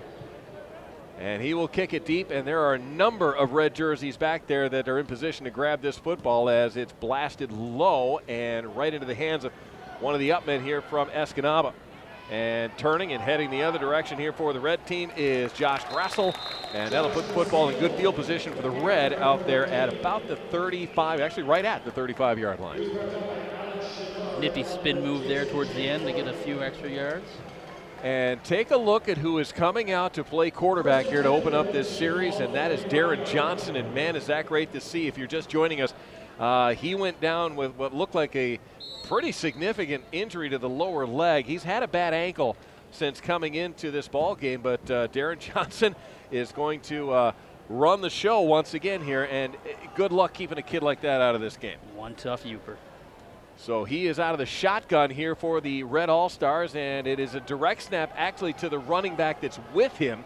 And cutting to the right, Connor Bordolini out of Forest Park. We talked about him earlier. Bordolini with that just amazing football game, championship game in the 8-man D2 victory over Portland St. Patrick. And I alluded this early, Bordolini at one time in that championship game had about 148 yards on the ground as compared to like 8 for St. Patrick in a dominating D2 championship game for the Forest Park Trojans. Yeah, he just could not be stopped in that game. I, again, had the privilege of working sideline camera and watching all those terrific runs. Well, and then you throw, Pete Ropiak on top of that. And how do you stop that express in that championship game? So Johnson's going to stay in at quarterback. But again, he's got Bordolini right there with him to his right-hand side. Just underway here, third quarter here at the Superior Dome. And Johnson, they're going to reverse the pitch. And this is sniffed out beautifully. Staying home, black all-star wearing number 36, Jake Riola out of Houghton. And that's a big, big loss on the play. Riola actually during the skills competition, the fastest player out of all of them. Yep. Stayed home. And offensively, trying to get that to Rahali, who's got the touchdown pass. They tried to open him up on the misdirection play, and I think we're going to see the playbook start to open up a little bit here for both these teams. Yeah, they've had plenty of time to feel each other out. It is 3rd and 19 after that play. Johnson going to call things out here. Red All-Stars got a lot of field to cover, but this is what Darren Johnson can do. Hurdles one man, but he's going to be just shy, and a flag comes flying in at the end. This might be on Johnson for hurdling.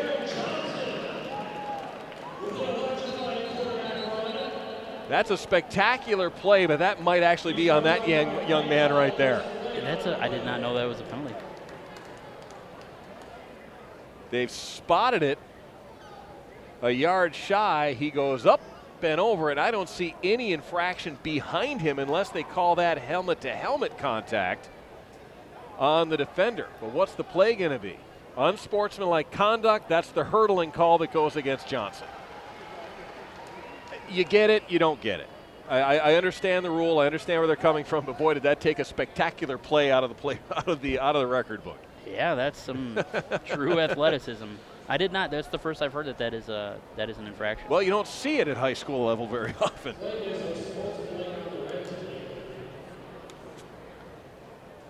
And all I can say is I am so grateful he is back in this ball game. Yeah, when he was down, he was kind of writhing around. So it is tremendous to see him back. So he's been obviously taped up, and now they're not going to let Johnson come back in. It's a substitution. Huh. Maybe you have to sit out a play. Perhaps for unsportsmanlike. That's a rule I do not know, but I do know that Johnson's on the sideline, and Alec Blank from Munising is right back into the ball game. And a fairly fast-moving football game. This All-Star game has taken many, many hours some years, but we've also not had a ton of scoring so far. Sure. Single receiver either side here on 3rd and forever. Blank the Mustang. Not going to get much. Gain of about 3 on the play and 4th and forever here for the Reds All-Stars. And if you're a fan of the kids wearing black, you got to be happy with that stand because they've given up quite a few yards in that opening half. Yeah, and some big plays too, some deep balls and big runs have been broke off, but hopefully they've got some renewed steel here for the second half. Well, this is Johnson. He punted once in the first half for the Red All-Stars, not much, as it was more of a pop-up than anything else. But it was also more of a quick kick than anything else. This is actual punt formation here for the Red All-Stars. Johnson back. They're going to try and run it. He's got an opening up the right sideline. Can they shut him down? They can.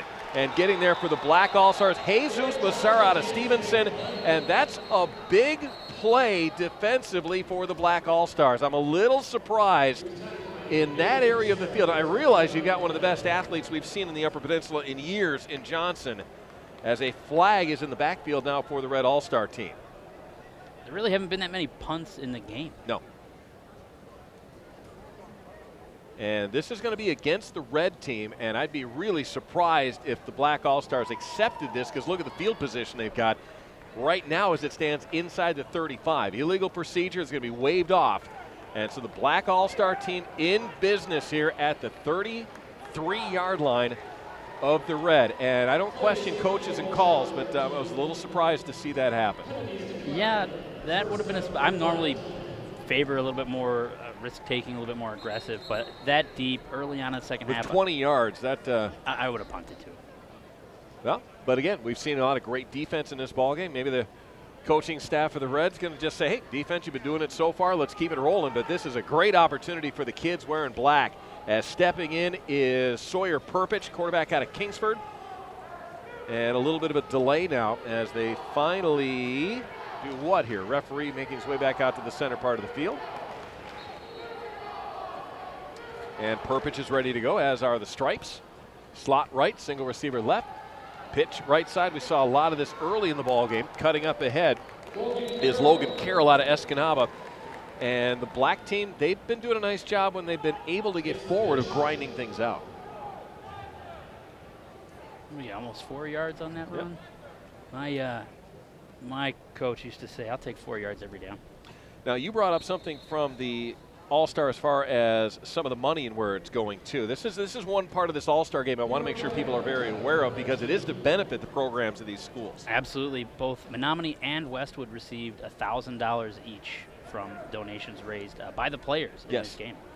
And every school district, every football program, that's the goal set by XL Sports and the UP All-Star football game, is going to benefit from this game.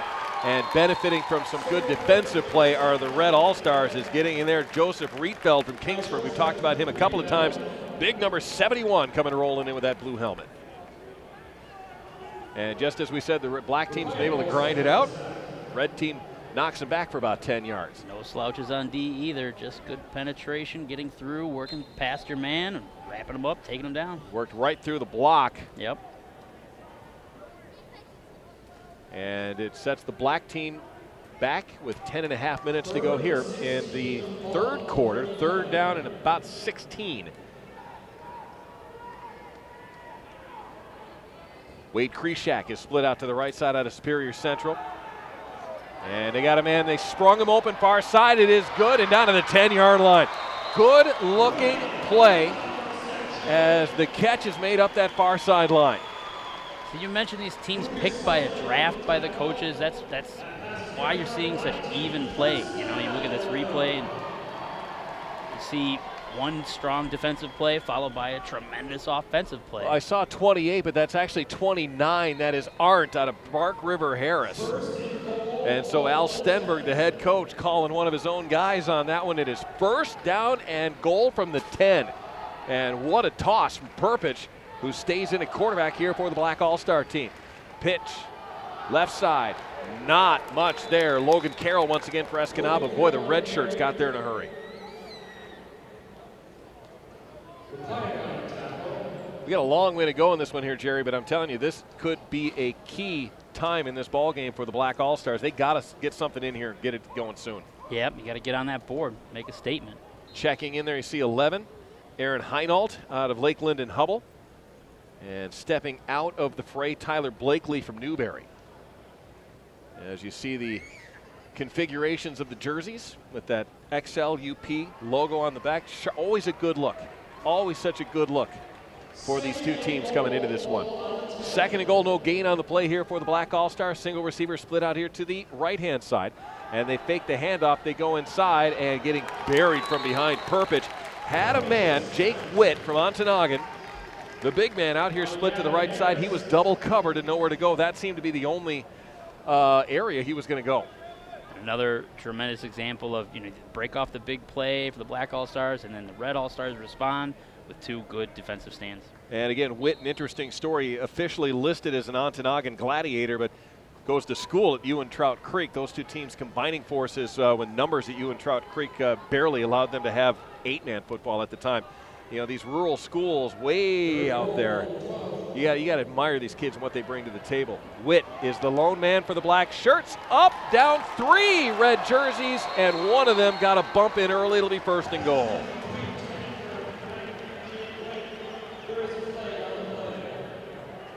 You see Jacob Tucker there from Iron Mountain, hands in the air. Well, it may not have been him. There were 3 red jerseys back there in coverage. So they'll march this one off. It is half the distance to the goal. And when you've got a guy that size and you got that jump ball capability here for a kid like Jake Witt, I'm surprised they haven't gone to him every play down here inside the 15-yard line. We get another look at this one here. 1, 2. I can see where they would make that call. They got, I believe, Kresge from Kingsford on that play, which is interesting because you got Iron Mountain and Kingsford back there in defensive coverage. Pass interference is officially the call. So the Black All-Stars now have it first and goal. They'll mark the football at the 5-yard line. Chain Gang hasn't changed things up, though. They'll say they've got a third down listed. Unless that's not an automatic first, which I believe it was. Anyway, Logan Carroll, not much there. When you have a player that height, triple coverage, double coverage, you just throw it up and let him go get the ball, just like Calvin Johnson with the Lions. So they marked this 4th down. All right, so I'm making the assumption that it's an automatic first, and apparently not the case. So 4th and 5 here for the Black All-Stars. I think you're going to see a heavy dose of a receiver from Ontonagon. Now the red defense wants to take a break, so we'll do the same and bring the 4th down play next. Black team marching, but they trail by 7 here on TV6. A very, very key play here as you see the Red All-Stars leading 7-0. Black All-Stars have it 4th and goal from the 5-yard line. And Jerry, they've been here before. They have. They're hoping this time for a different outcome, one where they can punch it through. Watch the top of your screen. That's 93 Jake Witt out of Ontonagon. Single coverage on him with Chase Kresge out of Kingsford. And they're going to fake and instead roll to the near sideline. Caught, touchdown, make that Black All-Stars, and they're right back in it. They find Ryan Arndt out of Bark River Harris. So you and I are looking one direction, and they sneak Arndt in underneath. And as we mentioned, Al Stenberg is the head coach of the Black All-Stars from Bark River Harris. And they are a point away from equalizing this one here, 3rd quarter. That's how you mix it up. Everybody focus on the big guy. Well, don't forget about the others. And he made a cut on his defender there, Scout Bigger out of Engadine. And now for the extra point here. Perpich will hold. And Josh Plant out of Norway. Snap back, it won't be contested. He kicks it up and blasts this one through. And we have ourselves a 7-7 All-Star game here in Marquette. Jerry, wouldn't have it any other way. Yeah, been great action so far. Good to see some more points get up on the board. Here's another look at that. And this one coming right into your family room. Excellent catch, good job. We're all tied up at 7. So now it's up to the Red All-Stars. Are they gonna respond?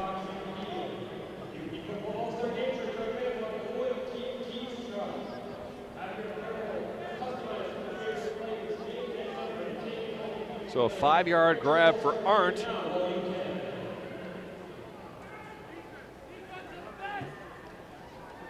And just like that, we're back to scratch. And again, folks here in Marquette enjoying this one. And you can see it even in that shot right there. The reds, blues, blacks, oranges, all the colors of these football programs so well represented here in the 11th installment. And we've seen some good ones. I was talking to someone about the 2016 adventure where it was the, well, basically Ozzy Corp show at the end. And that was a comeback for the ages for that now Michigan Tech Husky.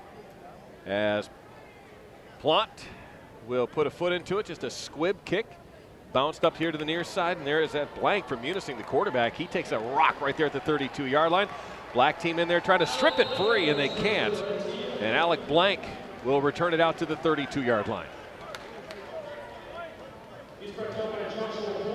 You mentioned this is the 11th year for the All-Star Game. Over that time, they've actually donated more than $100,000 back to schools. And they've also collected more than 10,000 pounds of food that is used in local food pantries. And you brought up something interesting, too, about numbers. You're not surprised when you hear this, but the team, the high school that has had the most representatives in this high school all-star game is? Menominee with 49 players. Yeah, the Maroons have had great success over the years in the Great Northern Conference, and you see a lot of white helmets from the Maroons here in this ball game from year to year. Blank returned the kick. He will take over as quarterback. Stack backfield behind him here as they'll go with a little misdirection play. And a nice dropping the football and having to pick it back up. The Red All-Stars and the black team right there to sniff it out of harm's way. And a little frustration slam of the football there as they got it to Foster Miller out of Lance. And uncomfortable play from the start. Yeah, if you watch the ball actually bounce almost right back up into his hands. Just coming around the corner. It luckily just popped right back up. So the clock will stay in motion and a loss of a couple of yards on the play. And that's unfortunate because Miller looked like he had a little bit of an opening here on this near sideline and had to recover so much from the football hitting the turf. Yep. Scout Wonder. Or make that Ortman from Norway here down underneath. As Blank's going to run, far sideline. Got his man open there. And what a surprise. Reholly once again. By my count, that's catch number 6. Yeah, becoming a favorite target, it would seem. And what do we have here? Flag on the far sideline now.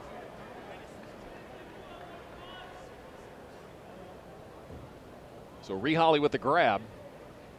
And now the Stripes will have some things to talk about. Unsportsmanlike conduct against the red team. Second one of this third quarter. First one was a hurdling call against Darren Johnson, and this I have no idea unless. Yeah, let's watch the replay. Because I looked down at something on the stat sheet. Throw, catch, and did he slam the ball down on the defender? Yeah, right there. Said or did something there. Yeah. Yeah, you want to keep it clean. Well, it's intense. It certainly wasn't a dirty play, and what that does is show you how much these kids want to win this game, and that's what I've always loved about this. You know, you can talk about all-star games at whatever level. They're usually not that competitive unless you're trying to see, like I said, who can get to 200 points first. Yeah, that is very different here from this game, of course. So that brings up 3rd and forever here for the Red All-Stars. Blank again, looking, chase, spun down, buried. And he's going to lose another 10 yards. Say hello, Kyle Seeley out of Manistee. And the big fella with a big play right there for the Black All-Star team, and you're starting to feel a big momentum swing here in this ball game. Yeah, just like that, big defensive stop. That was a tremendous sack. So they had it out the 33-yard line. They'll be punting from inside their own 10. As you get a look at 77, boom. Finishing him off right there. Actually, the beginning of that was James Dimitrovich out of Ontonagon to start that play. So dropping back in punt coverage, Michael Wilson now out of Norway. Johnson back, and a spiraling, bouncing kick that is going to be taken by Wilson from Norway. Straight up the gut. Got a seam up the right sideline. Can he beat Johnson? No. 22-yard line as Darren Johnson and company throw a shoulder right into him. Also over to help on the red side of things, Foster Miller out of Lance. Back to good field position here for the Black Team All-Stars. Yeah, you mentioned it just a moment ago. Momentum, you can start to feel it. They get a touchdown, a good defensive stand, a good return. It all builds on each other. Wilson, a little stutter juke step there, and then look at the speed. Takes off. Johnson right there, just boom with the shoulder on him. That was a good hit. Can't tell him he was shaken up in the first half of play and had to be helped off the field. Darren Johnson there on special teams. Single receiver to the top is Wade Kreshak out of Superior Central. Hughesby from Gladstone split to the right. And back in the ball game is Severns out of Newberry. He's got a man with him in the backfield. Bounced the snap to him, but a nice job to recover. Then here on the near sideline, just caught the touchdown a moment ago. And with another catch, here is 29 Ryan Arndt from Bark River Harrison. The former Bronco gets it inside the 20-yard line. You can definitely feel it switching sides, can't you? Oh, yeah. Yep, and like I said, they just build off each other. Here's another look at that last play. Arndt becoming a favorite target here. Good grab, good awareness to spin around, try to get a few extra yards. That's how it's done. Kreshak again, the Superior Central receiver up top. Split right this time is Ethan Burke, the former Westwood Patriot. Shotgun here for the black-shirted All-Stars. Dropping back here is Severns. Looking, waiting to the middle, drop, popped up and interception. Now this is trouble. Big block far sideline, and a big hit is going to be flagged on special teams. But the pick is the third of the ball game for the Red All-Stars, and then a personal foul against a defenseless blocker up that far sideline, and that's the right call. So we'll take another look at this as everybody apparently is up and okay. But that was a tremendous hit and not a very legal one by the Red All-Star team. So this will be pick number 3 for the Red Shirts.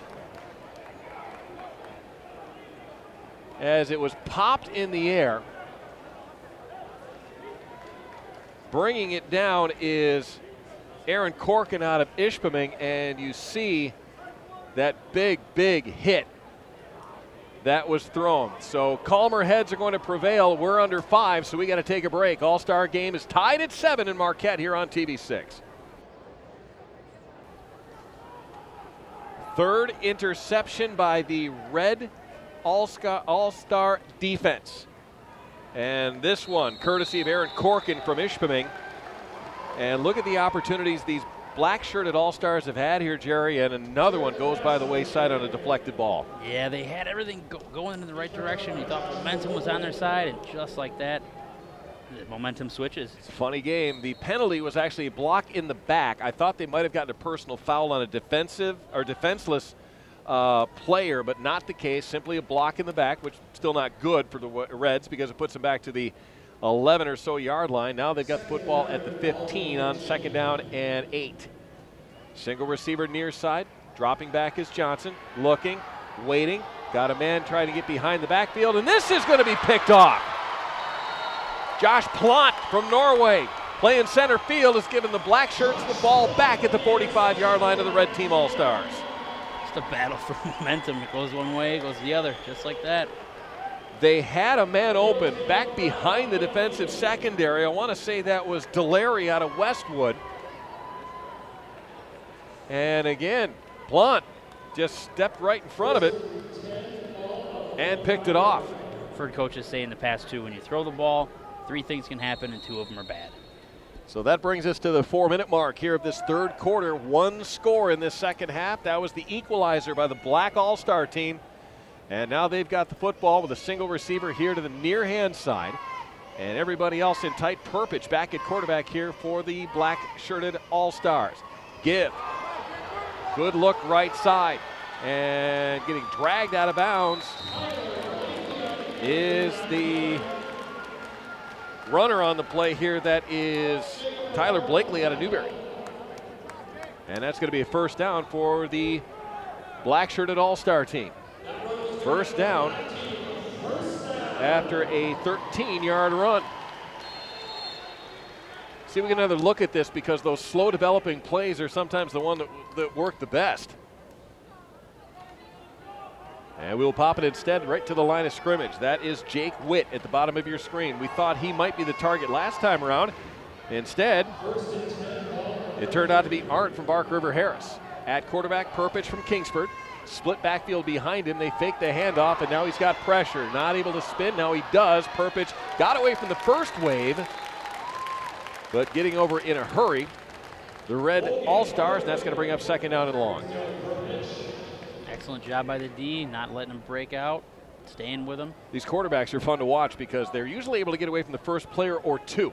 It's what happens after that that is where the problems come into play. See Perpich trying to get tracked down by a couple of players here. Yep. And then finally able to clean up the mess. Big number 55, that's Gavin Harris out of Rapid River. So second down after a loss of 4 on the play, and back to the 37-yard line they go. Sawyer Perpich stays under center here. Witt down here at the bottom of the screen. Slot receiver to the left-hand side. Now pitch inside to Logan Carroll. Got the outside, found a seam, and that's a good positive gain. And now manageable on third down as we're under 2:40 to go here in the third quarter. Good gain, despite there was some good defensive penetration there too. They almost got him in the backfield. So third down and about 7, we'll call it, as they spot it at the 29-yard line. And back and forth we go. 7-7. Yes, it's been that entertaining if you're just tuning in. Yeah, look, just the pitch. See, 55 just barely missed him. Able to turn that into a good run. Gustafson, St. Ignace over to help clean up the loose change on the far side of the field. But again, the Black All-Stars with decent field position here, looking for better. They just got the interception from Josh Plant out of Norway. Perpich will look things over.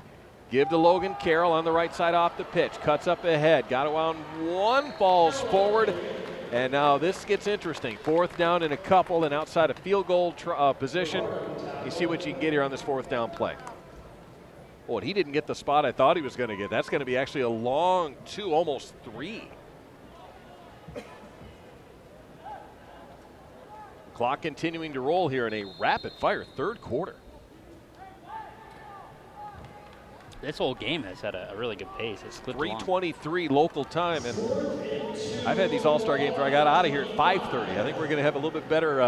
And of course, those were like 38-31, sure, slugfest. This is a slugfest of a different manner. They go inside and out of the backfield, and getting the first down is Ryan Arndt. He caught a touchdown pass, and now he's running out of the backfield to give the black-shirted All-Stars a first down. That was a good, tough run. That was a UP football run, right up the middle, right at you, bowl you over. Yeah, we talked about that, Jerry and I, before we went live with this one. There is a difference a lot of times when you see the UP kids and the downstate teams. There's a lot of finesse downstate, misdirection, all this other stuff. Up here, coming right at you, coming downhill, and not make any secret of it. Go ahead, here's the play. Well, matter of fact, why don't you come in the huddle with us? We'll let you know what the play is. You just stop it. Logan Carroll out of Escanaba cuts ahead, and he's got it first and goal for the black-shirted All-Stars, and a heads-up play. Great tackle in there as well. Aaron Corkin, who just had a pick a moment ago, the former Ishpeming Hematite. Same deal. Nothing fancy, no trickery, just run it right at you. And just like that, they're inside scoring range for sure. Aaron Barnes out of Hancock also in on that tackle as well. And the Red defense, been here before. They've picked off 3 passes in this ball game. Matter of fact, last time the black-shirted All-Stars were down here, that's exactly what happened on the deflection. Witt out top of your screen. Misdirection play to Logan Carroll. He's got the 5. He is to the house and a touchdown.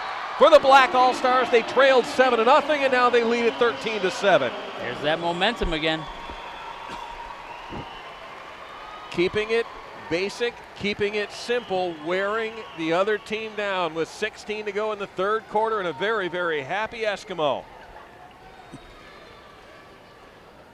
Another look as he scores. Good run.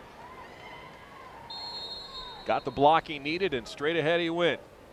Yeah, that's an element as a lineman. We appreciate the recognition. Perpich the hold, Josh Plant to try and tack on the extra point. Pass back is a good one. And he slams this one through, and it's 14-7 with 16 to go here in the third quarter. Very quietly becoming a very, very fun little football game, and we still got a quarter to go. Yes, indeed. Looking forward to that fourth quarter action. It should be good. Oh, God, we still got 16 seconds left in this quarter. Heaven only knows what can happen there.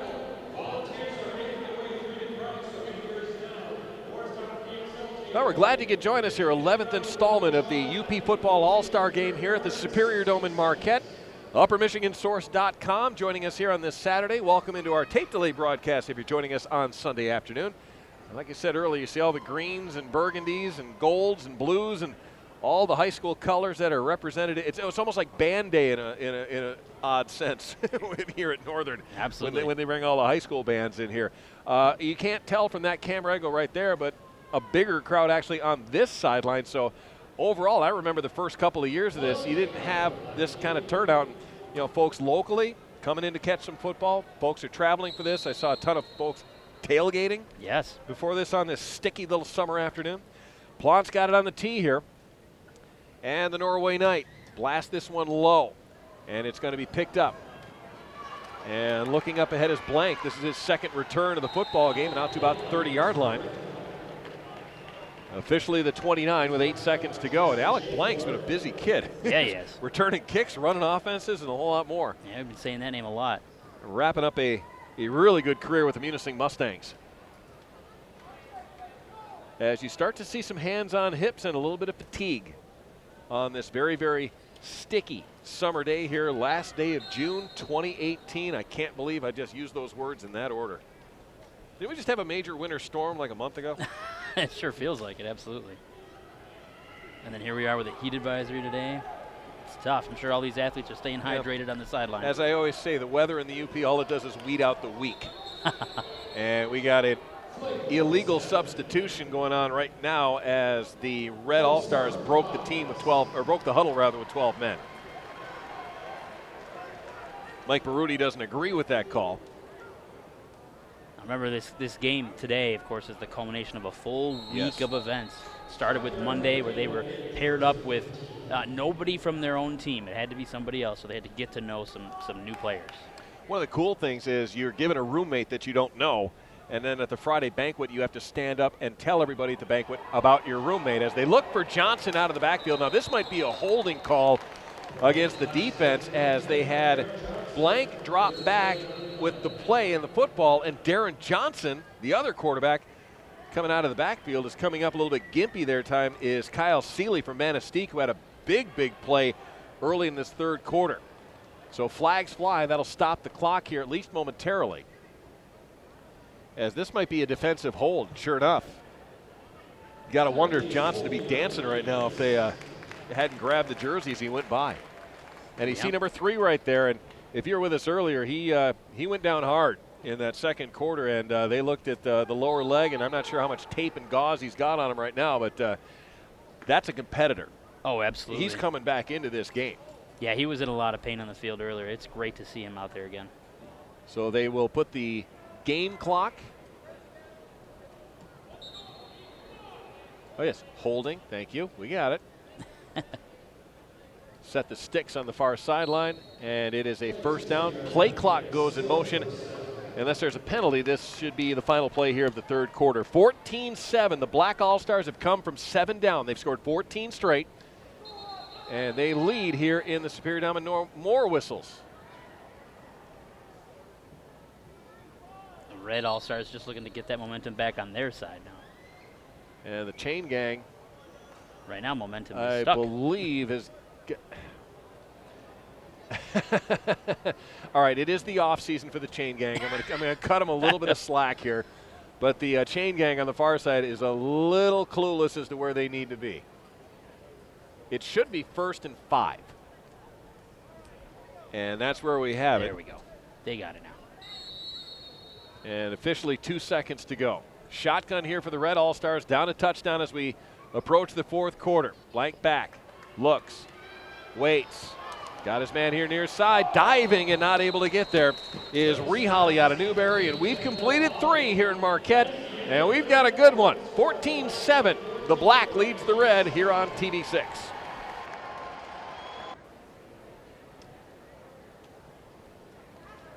As you see the final play of the 3rd quarter is Reholly just out of his reach.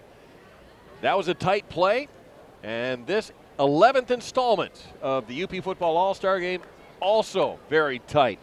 Red took a lead, 7-0, and the Black, despite 3 picks in this ball game, has found a way to take the lead at 14-7. Alongside Jerry Tudor, our TV6 crew, Mark Evans, and we promise you this might be a good one. Absolutely. Excited to see what's left in this final quarter, this final 15 minutes. That last touchdown drive by the Black team was some good old-fashioned UP running. And so a little bit of a delay to get this 4th quarter going. It'll be 2nd down and 5 as the Red All-Stars have it at the 35-yard line of their own. And we are just about set. Ready to get this underway here for Alec Blank, back in at quarterback here. The former Munising Mustang. Ortman split to the right, bobbling it, but picking it up is Blank, and that might have just been all that he needed. He skips away. He's got a 1st down and across midfield. Sometimes, Jerry, those broken plays are the best thing that can happen to you. Yeah, it's odd to see, but you know the snap a little bobbled, but they made the best out of it. Absolutely. As you take a look at our friend Cooper Twardzik right there, and now the replay on this one is it's bobbled. The snap just a little bit out of the reach of Blank, and that set everybody out of position defensively. As finally getting there, Braden Tomes out of Gogibic to make the tackle. Actually, he is a Bessemer High School student, but plays for the Gogibic Range Miners out in the Western UP. Conglomerate of Ironwood, Bessemer, Wakefield, Marinesco. It's a big district. Yeah, that's a lot of Here territory. is Blank looking, far sideline, had a man open, tangling of the feet, and that's going to be pass interference. That is Darren Johnson, who not only playing quarterback, playing running back, and now he's playing wide receiver here on that bum wheel of his. Yeah, you can't trip him. That's they frown on that. Yes, indeed. And again, Blank maybe got a little bit of air underneath this one, a little bit more than he wanted. And that allowed the defender to get back a little bit, and that may have been the defender's problem. Yep, got tangled up. But it's a big penalty. Now you talked about momentum a little bit here, and now it's definitely wearing a black jersey. Oh, yeah. Or right now wearing a red jersey. I know what you meant. So again, 15-minute quarters here in this UP All-Star football game. Been that way since the inception. That gets more guys into the game, but it also, like we said, kind of adds that collegiate feel to it. Yeah, worth mentioning, there are some of these players that are going to go on to schools like Northern Michigan, Michigan Tech, Finlandia.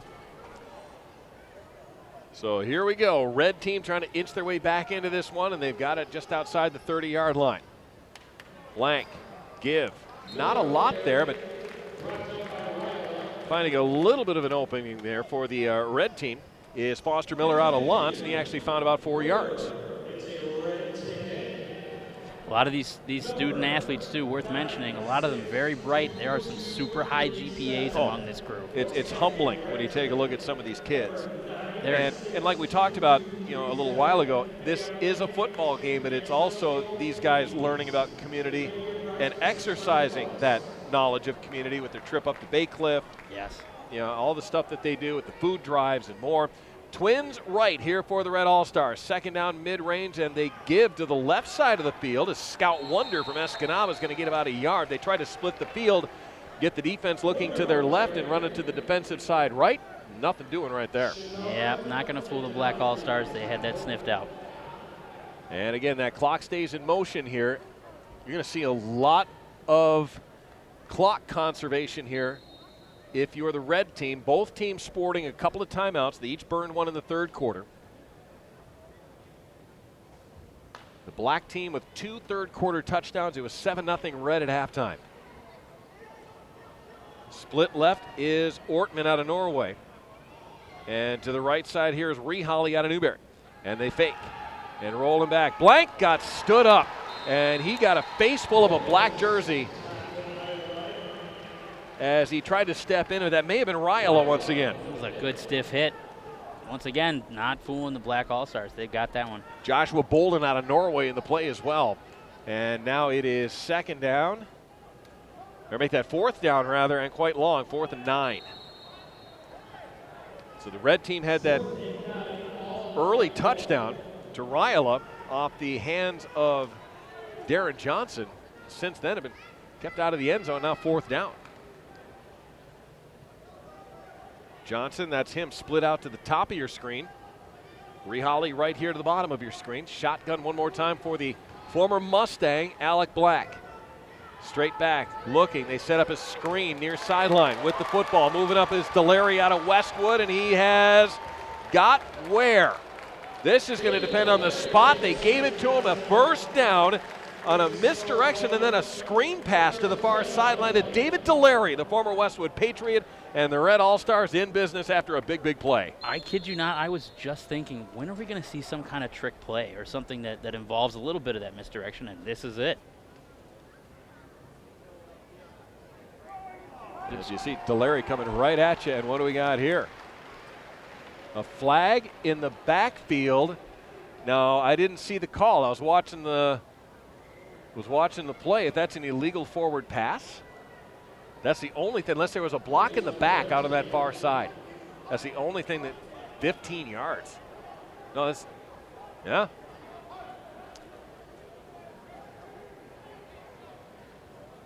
I have to confess not seeing the call. Yeah, we were both watching the replay. Both watching the monitor, and that's a block in the back right there. Yep. So now instead of a first down, it is 4th and forever, and now a punting situation perhaps for the red team. Blank, back, nope, he's looking. Make that Johnson blocked right out of midair. Oh, and Darren Johnson knows he had a receiver downfield too. Big play for the black defense coming up big. Jake Riola, there he is out of Houghton once again. And so the red team on the pass to Deleri looked like they had the first down. Block in the back penalty. Makes it 4th and forever, and now the Black All-Stars take over with 12 minutes to go. Yeah, you seen him smack his helmet after that. He did see that guy downfield. But what a play by Riola out of Houghton. As water bottle number 6, I believe, is just about ready to be washed out here. I can imagine what it's like down in the field because we know how warm it is up here underneath the lights. As the pass back, they tried to go direct snap to Logan Carroll, and that went nowhere. And a loss on the play of close to 10 to 12 yards. Are you sensing nerves? It's tough to say. There have been plenty of snaps on both sides that have been not where you want to see them. It may be a case of being a little rusty. There is a significant time between this game and the last time that a lot of these guys played. Regular season for a lot of these guys ends in late October. Yep. So yeah, you're looking at 8 months. And that's where the play starts, is with the snap. Clock stays in motion here. Black All-Star team, you're looking right at them. They lead 14-7 as they try to go with that direct snap, nothing doing. And here once again is Severns dropping back. Got a man in the flat far sideline and getting dragged down. Ethan Burke from Westwood, and a flag comes flying in, and I think that's the right call. Yeah, it's not getting chippy. It's just getting very physical. Yeah, that was a pretty high tackle. As Ethan Burke, that's either going to be, that's more like a face mask. And if the flag flies in from 200 yards away, you know it's pretty obvious. So there you have it. And the red team starting to give a little bit more ground here as they took the 7-0 lead. You're just tuning in. Black All-Stars 2 third-quarter touchdowns, and that's where we stand here. As the clock goes back in motion, ball sits at the 40-yard line. George Severns from Newberry. Got a receiver here at the bottom. That is Huseby from Gladstone. Also a receiver in Burke up at the top here from Westwood. Dropping back Severns. Looks, waits, and not a lot there. Gets pounced on forward as Pete Ropiak out of Forest Park, one of the MVPs of their state championship in 8-man D2 football, comes up and makes the stick wearing big number 13. That's another transition too. Some of these players coming from 8-man and now having to play, a full 11 roster. There's always going to be that argument about having an 8-man all-star game, an 11-man all-star game, and it's always going to be that argument. But for now, the way it stands, for whatever reasons, be it financial or more, this is the way that we go. But nothing else. Hey, this has been one heck of a football game. Absolutely. As Huseby is split to the bottom of your screen, shotgun again on 2nd down and 7. Another low snap and having to pounce on it.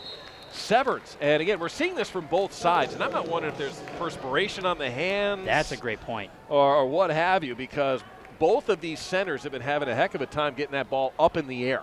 That very well may be it. It is super humid and hot, and there's a lot of sweat, and it's hard to grab onto that ball when you got a sweaty hand. So that is Francis Scheid out of the Sioux. And again, you could see his hand almost slipping off of that as he tried to snap it back. It's difficult to gauge from here if that is the case or not. But that would actually probably make the most sense. So we're going to go with the I formation this time, as Severns is going to step in under center this time. That's Burke out on top. And they gave to the far side, and just nothing there as they gave one more time to Logan Carroll out of Escanaba, and this is going to set up 4th down and pretty substantial at 15. Do you let the clock roll if you're the black shirts and then kick them deep? That's what I would do. I would eat some clock and then try to pin them. I mean, if you it's odd. We're seeing, I think, more mistakes as the game has gone on, both physical and mental, and I'm sure fatigue is a big part of that because it is a very, as you know, hot and sticky day, and this facility is for this time of the year, this is where you want to be playing the game, but it doesn't make it any less warm in here. Yeah, it's plenty warm. I would not want to be outside. No, that'd be worse. At least you don't have the sun beating down on you. And a flag flies, and that should be against the offense, as it is booted and picked up and grabbed and drafted at the 20-yard line. And what do we got here back? An illegal formation, illegal shift against the offense. And if I'm the Reds, I make them kick it again. Yeah, I would too. The way snaps have been going? Absolutely. That's a great point. I mean, it's difficult alone to pin somebody deep, but yeah, the way the snaps have been going with all that perspiration. But we talked about the mistakes, and then we see a botched punt. Yeah. And thankfully for the Red All-Stars, they had a guy right there. And where are we going with this football? Illegal procedure. And they're going to make them kick it again. I think this is the right call. Yep.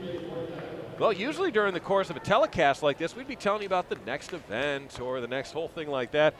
That's it right now. I mean, like we said, this is kind of the pre-game to high school football in my mind, but next high school anything isn't until about August 24th. So, yep, it's great to have this when you do. I mean, it's a perfect send-off for a lot of these seniors who aren't going to go on to play football, and it's a nice little bump for those who are going to go on to play football, be it at Tech or Northern. Yeah. And like I said, for us anyway, this is the end of the sports season for these guys because they've all graduated and moved on. And that's why you make them kick it again. Is it shanked out of bounds? That's a 25, maybe 30-yard advantage for the red team right there. Big swing. Big yardage swing. We owe you a break. Let's do that now. Black 14-7 here on TV6. Wasting no time, right back at it. Here's Darren Johnson for the Red All-Stars trying to make some magic happen, dumps it across, and there wasn't a receiver anywhere near that. That's going to be grounding against the former Gladstone Brave. And he's trying to claim that he had someone out of the backfield. Jerry, I didn't see it from here. No, I didn't either. One of the especially when he connected with one of the coaches of the other side of the field. Yep. Again, that fatigue may really be coming into play. It's got to be really, really hot and humid down there, too. And Johnson trying to argue his point, but Darren, I think the world of you. And I watched you play at Gladstone a couple of times, but I don't think you're fooling anybody there. So grounding, and now the problem for the Red team is this is a loss of down penalty. Yeah, that one really hurt you. So we're seeing, like I said, more and more of these mistakes happening as the game goes on.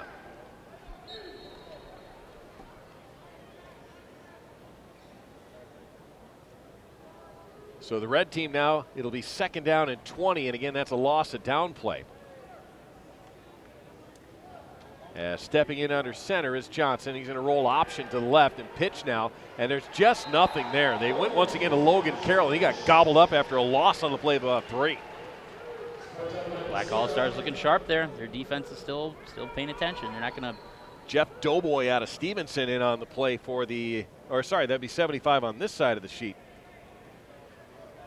And there is no 75, so make up your mind here, Mark. Is that Seeley once again, Manastique? They run option. Oh, neither one. 6. All right, got in there for the Blacks. That's Bessera out of Stevenson. That's okay. Fatigue up here, too, I guess. And the red team looked like they broke the huddle with 12 again. They didn't see it this time.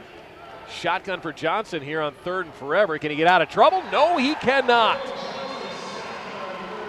Some frustration there. And getting there in a hurry for the Black All-Star team, Bryce Hornick out of Stevenson. As Darren Johnson didn't have plays like that too often when he was playing for the Gladstone Braves, but then again, the Braves played in the GNC, not against an all-star team from all over the UP. Exactly. Got to be something like that. Must be frustrating when you're used to coming from a place where there's some form of, some dominance over your division or whatever, and then you go stack up against all-stars. It's different.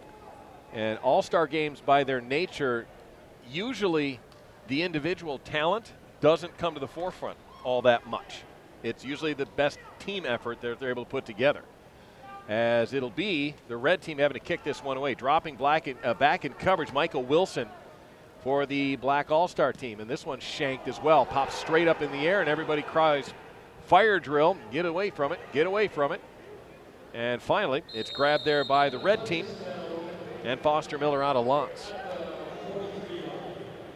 So the Black shirts, again, boy, we talked about field position in that first half of play. This has been nothing but field position, and neither team really able to take too much advantage of it. Yep.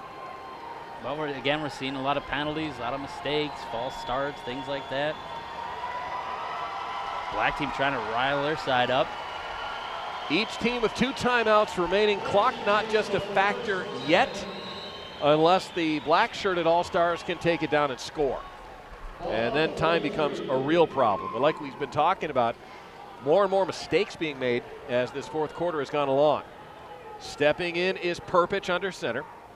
And they'll run misdirection play, and up ahead they go. Good looking run. Got away from one, got away from another. Tyler Blakely from Newberry has a 13-yard gain. I love those runs at the end where you don't just kind of cower down, like you stick it to the guy trying to tackle you. I love that. 31-yard line after Blakely has his first carry by my notes here in the football game. And now if the black team takes their time in this one, they could really do some serious damage to this clock. Now the Reds do have 2 timeouts remaining. However, they may be holding on to those here. Mike Baruti might be holding on to those for his offense. Yeah, not a lot of reason for the black team to pass. I would just do the UP thing. Hand it off. Lower your shoulder. And they give this one more time for Escanaba's Logan Carroll. There's not much there this time. As a matter of fact, a loss on the play of a couple of yards.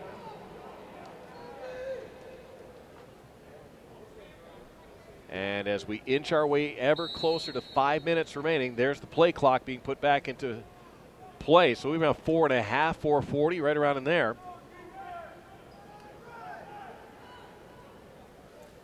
As you see, a great tackle there from Scout Bigger from Engadine. And the black shirts not really in any hurry whatsoever here. And what do we have there? Timeout. Black All-Stars want to talk it over, and we'll bring you the final 4:40 when we come back. UP All-Star Football Game, the 11th annual. It's yours right here on TV6. Superior Dome in Marquette, alongside Jerry Tudor, Mark Evans, and our TV6 crew. Black shirted All-Stars with that 14-7 lead, and they have the football 2nd down and 12. That's Sawyer Perpich out of Kingsford. He ducks in under center, and they gave again to Logan Carroll, and he got a face full of red jerseys, and he spins out of harm's way. That does keep the clock rolling, however, and that does leave the red All-Stars with 2 timeouts, no gain on the play, and a whole host of red jerseys in on that tackle. Yeah, stiff hits. They stuffed him. And clock becoming a thought without question here for Mike Baruti and his staff of the Red All-Star team. I would say so. Black All-Stars in no hurry, obviously. And you really don't want to pass here unless you absolutely know you've got the matchup you want, and they might right now with Jake Witt split out to that right-hand side, and he's got defensively Chase Kresge there from Kingsford. And instead, Logan Carroll on the give. Cuts to his right, dragged down. He got back to maybe the line of scrimmage. And now if you're the red team, you definitely use your timeout, and that's exactly what Mike Baruti is going to do. So now you're going to force the hand of the All-Stars wearing black. Yeah, they're gonna force them to have to make a great defensive stop. All right, so let's start popping some scenarios here. This is going to leave each team with 1 timeout. 14-7, the black-shirted All-Stars leading it. They have the football 4th, and we'll call it 10, at the 31-yard line of the red team. If you are the black All-Stars, you run, you don't get it, clock stops.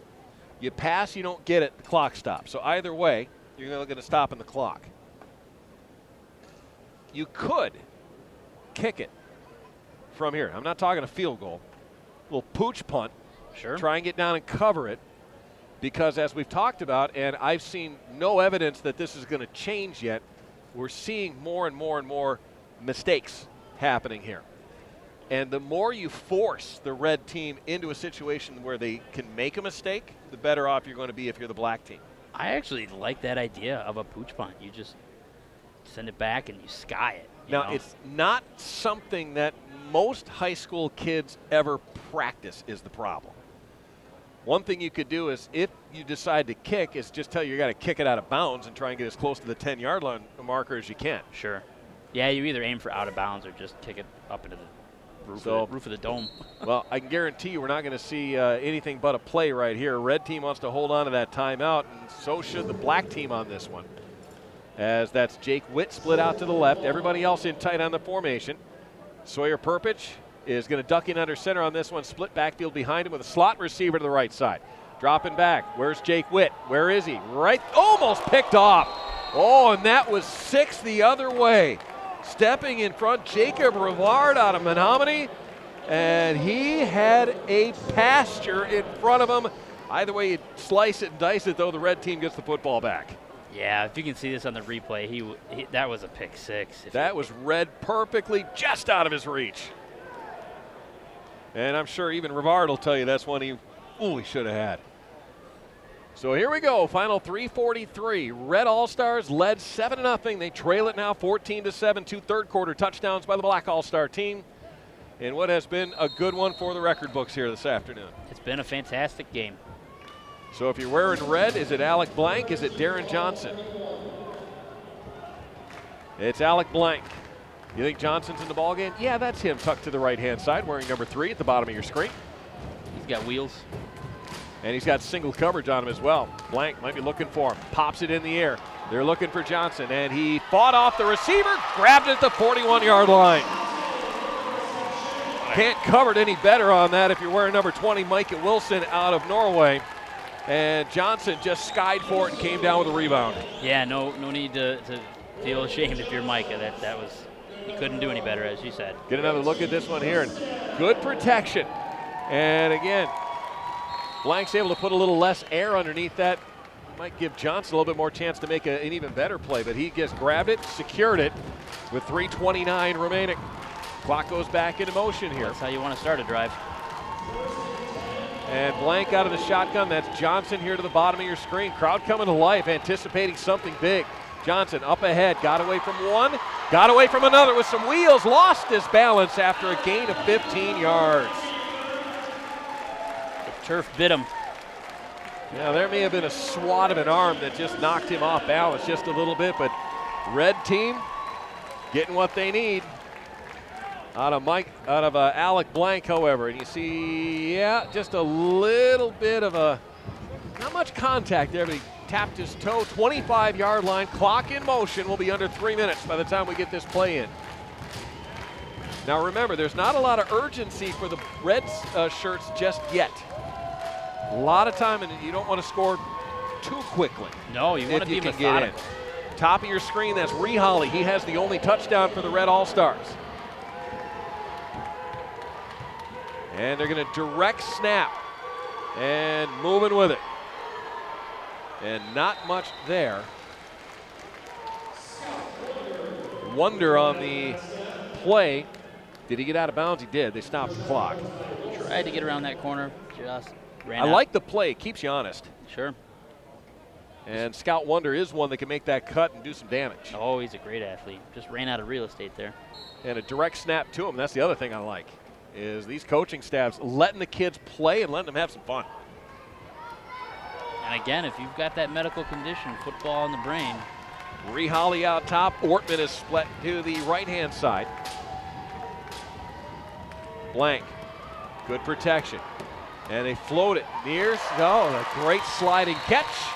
And that's going to be a first down at the 11-yard line. Reholly with the grab. Number 19 out of Newberry.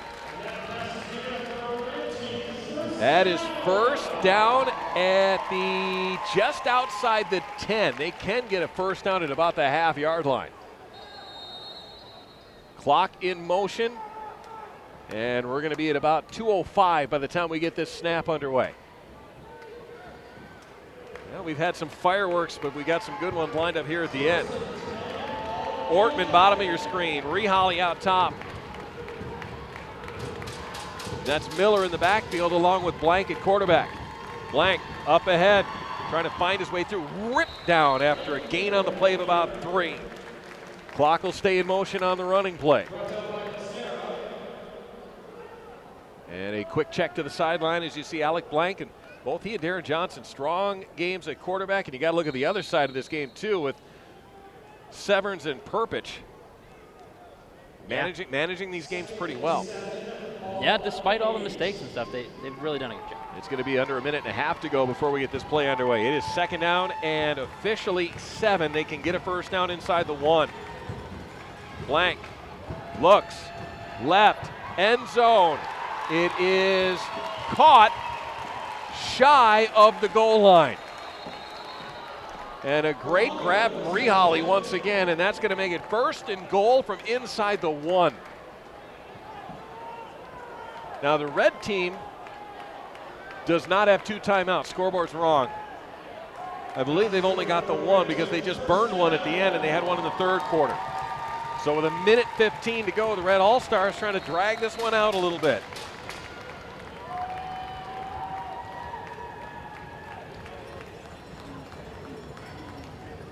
They'll have 4 cracks at it from about 9 inches away. So a final conference at the line of scrimmage for Alec Blank from Munising. Fumbled the football and it's loose on the turf. Oh my goodness, the black team, I believe, has jumped on it. And it'll be first down, Black All-Stars,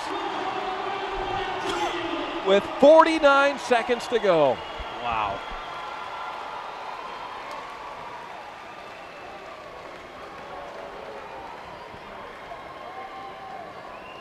You knew exactly what Alec Blank was trying to do. Just take that snap over center, and it went right through him, and there's 3 black jerseys right there. My goodness.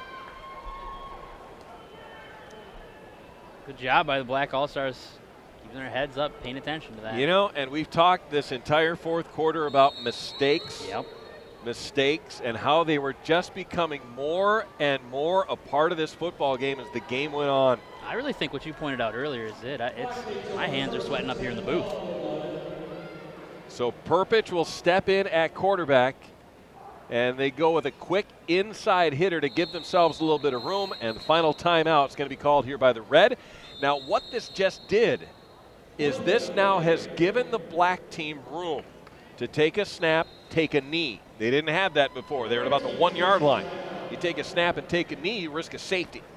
And kicking the ball away. And giving the Red All-Stars a little bit of wiggle room here at the end. So if some of you are questioning why would they run a play and exchange the handoff, that's why. You needed to have that room and get a little bit of better field position. After that, I would take a knee, though. This has been such a tough game for both teams.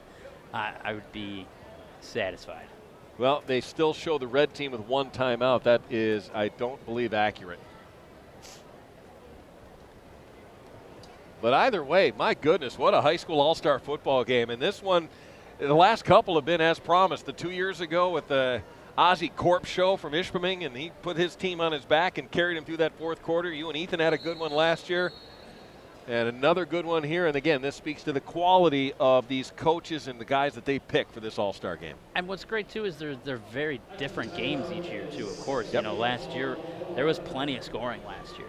This year, it's much tighter, and it's come down to these kind of 4th quarter mistakes that has us at 14-7. Well, again, the scoreboard showing 1 timeout for the Red All-Stars. I really am convinced they don't have that last one to save them. Sawyer Perpich from Kingsford, he's going to step in under center. And he's just going to spring forward. The Reds trying to strip it out of his hands, and boy, that would have been close. Looked like he bobbled it for a moment. And the Red All-Stars cannot stop the clock, or can they? I don't believe they have a timeout to save them, even though there's one listed on the board. And so all that needs to happen here is nothing. Black shirts don't need to do a thing. They just set the play clock in motion, and that is going to be it. No need to snap the ball one more time. 7-0 it was halftime. The red team with the lead. The Black All-Stars, 2 third-quarter touchdowns, and they win the 11th annual UP Football All-Star Classic here at the Superior Dome. Excellent game played by both teams, and the Red All-Stars came so close to the goal line to tying this one up. So the last-second fumble on the 1 is going to be the play that everybody looks at, Jerry, but as you know as well as anybody, you look at an entire football game, a lot of mistakes on both teams. The Red Up team with multiple opportunities prior to that. If you take a look back at this game and all the things that could have done this, that last play probably the most dramatic of them, but there were many that were differences here in this ball game. But the Black Shirts, they win it by a count of 14-7. We'll be back to wrap things up at the Dome just a couple of moments here on TV6. One of the great traditions here of this All-Star game is that handshake. Here's what opened it up. Reholly on the catch here off the hands of Darren Johnson. And that is where we had halftime. It was a low-scoring affair here for this football game. And then we get into, well, second part of this football game. The quick toss, the quick catch, and the Black All-Stars, they tied it, kicked the extra point, and then a very, very simple play is what got this done at the end as they pitch back Logan Carroll out of Escanaba, which would turn out to be the game winner following the extra point. And that's where we wrap things up here. 14-7, the Black All-Stars over the Red here in the Superior Dome. Jerry, appreciate it, man. That was a lot of fun. Yeah, great game as always. It's great to see these kids get one last game of football under their belts. Good job. Thanks to that man right there, Todd Goldbeck, for all that he does to get this game on. It's been a pleasure, and it's been a heck of a game. All righty, so that's going to wrap things up here from the Superior Dome in Marquette. Looking forward to the upcoming college football season as well, but boy, nothing like having a little high school football implanted on your brain here as we head towards the 4th of July. So for Jerry Tudor and our entire TV6 crew, Mark Evans, thanks for joining us. The 11th annual UP Football All-Star Classic right here on TV6. If you like defense, this was your kind of all-star game. Just 3 touchdowns as Team Black held off Team Red 14-7. After the game, award winners were announced. For Team Black, Houghton's Jake Wyala was the defensive most valuable player. He was all over the field and many times in the red backfield. Rock River Harris's Ryan Arndt earned most valuable player honors on the offense for Team Black, and Sault Ste. Marie's Francis Scheid was presented with the Team Character Award. For Team Red, Jacob Revard of Menominee earned the defensive most valuable player honor. Jeff Rahley of Newberry was tabbed the most valuable player on offense, and West Iron County's Neil Tomasowski was named the winner for Team Character. Thanks again for joining us. Again, the final score of the 2018 UP Football All-Star Game, Team Black 14, Team Red 7. I'm Mike Ludlum. For Mark Evans, Jerry Tudor, and our production crew led by Chad Grunenberg, have a great summer.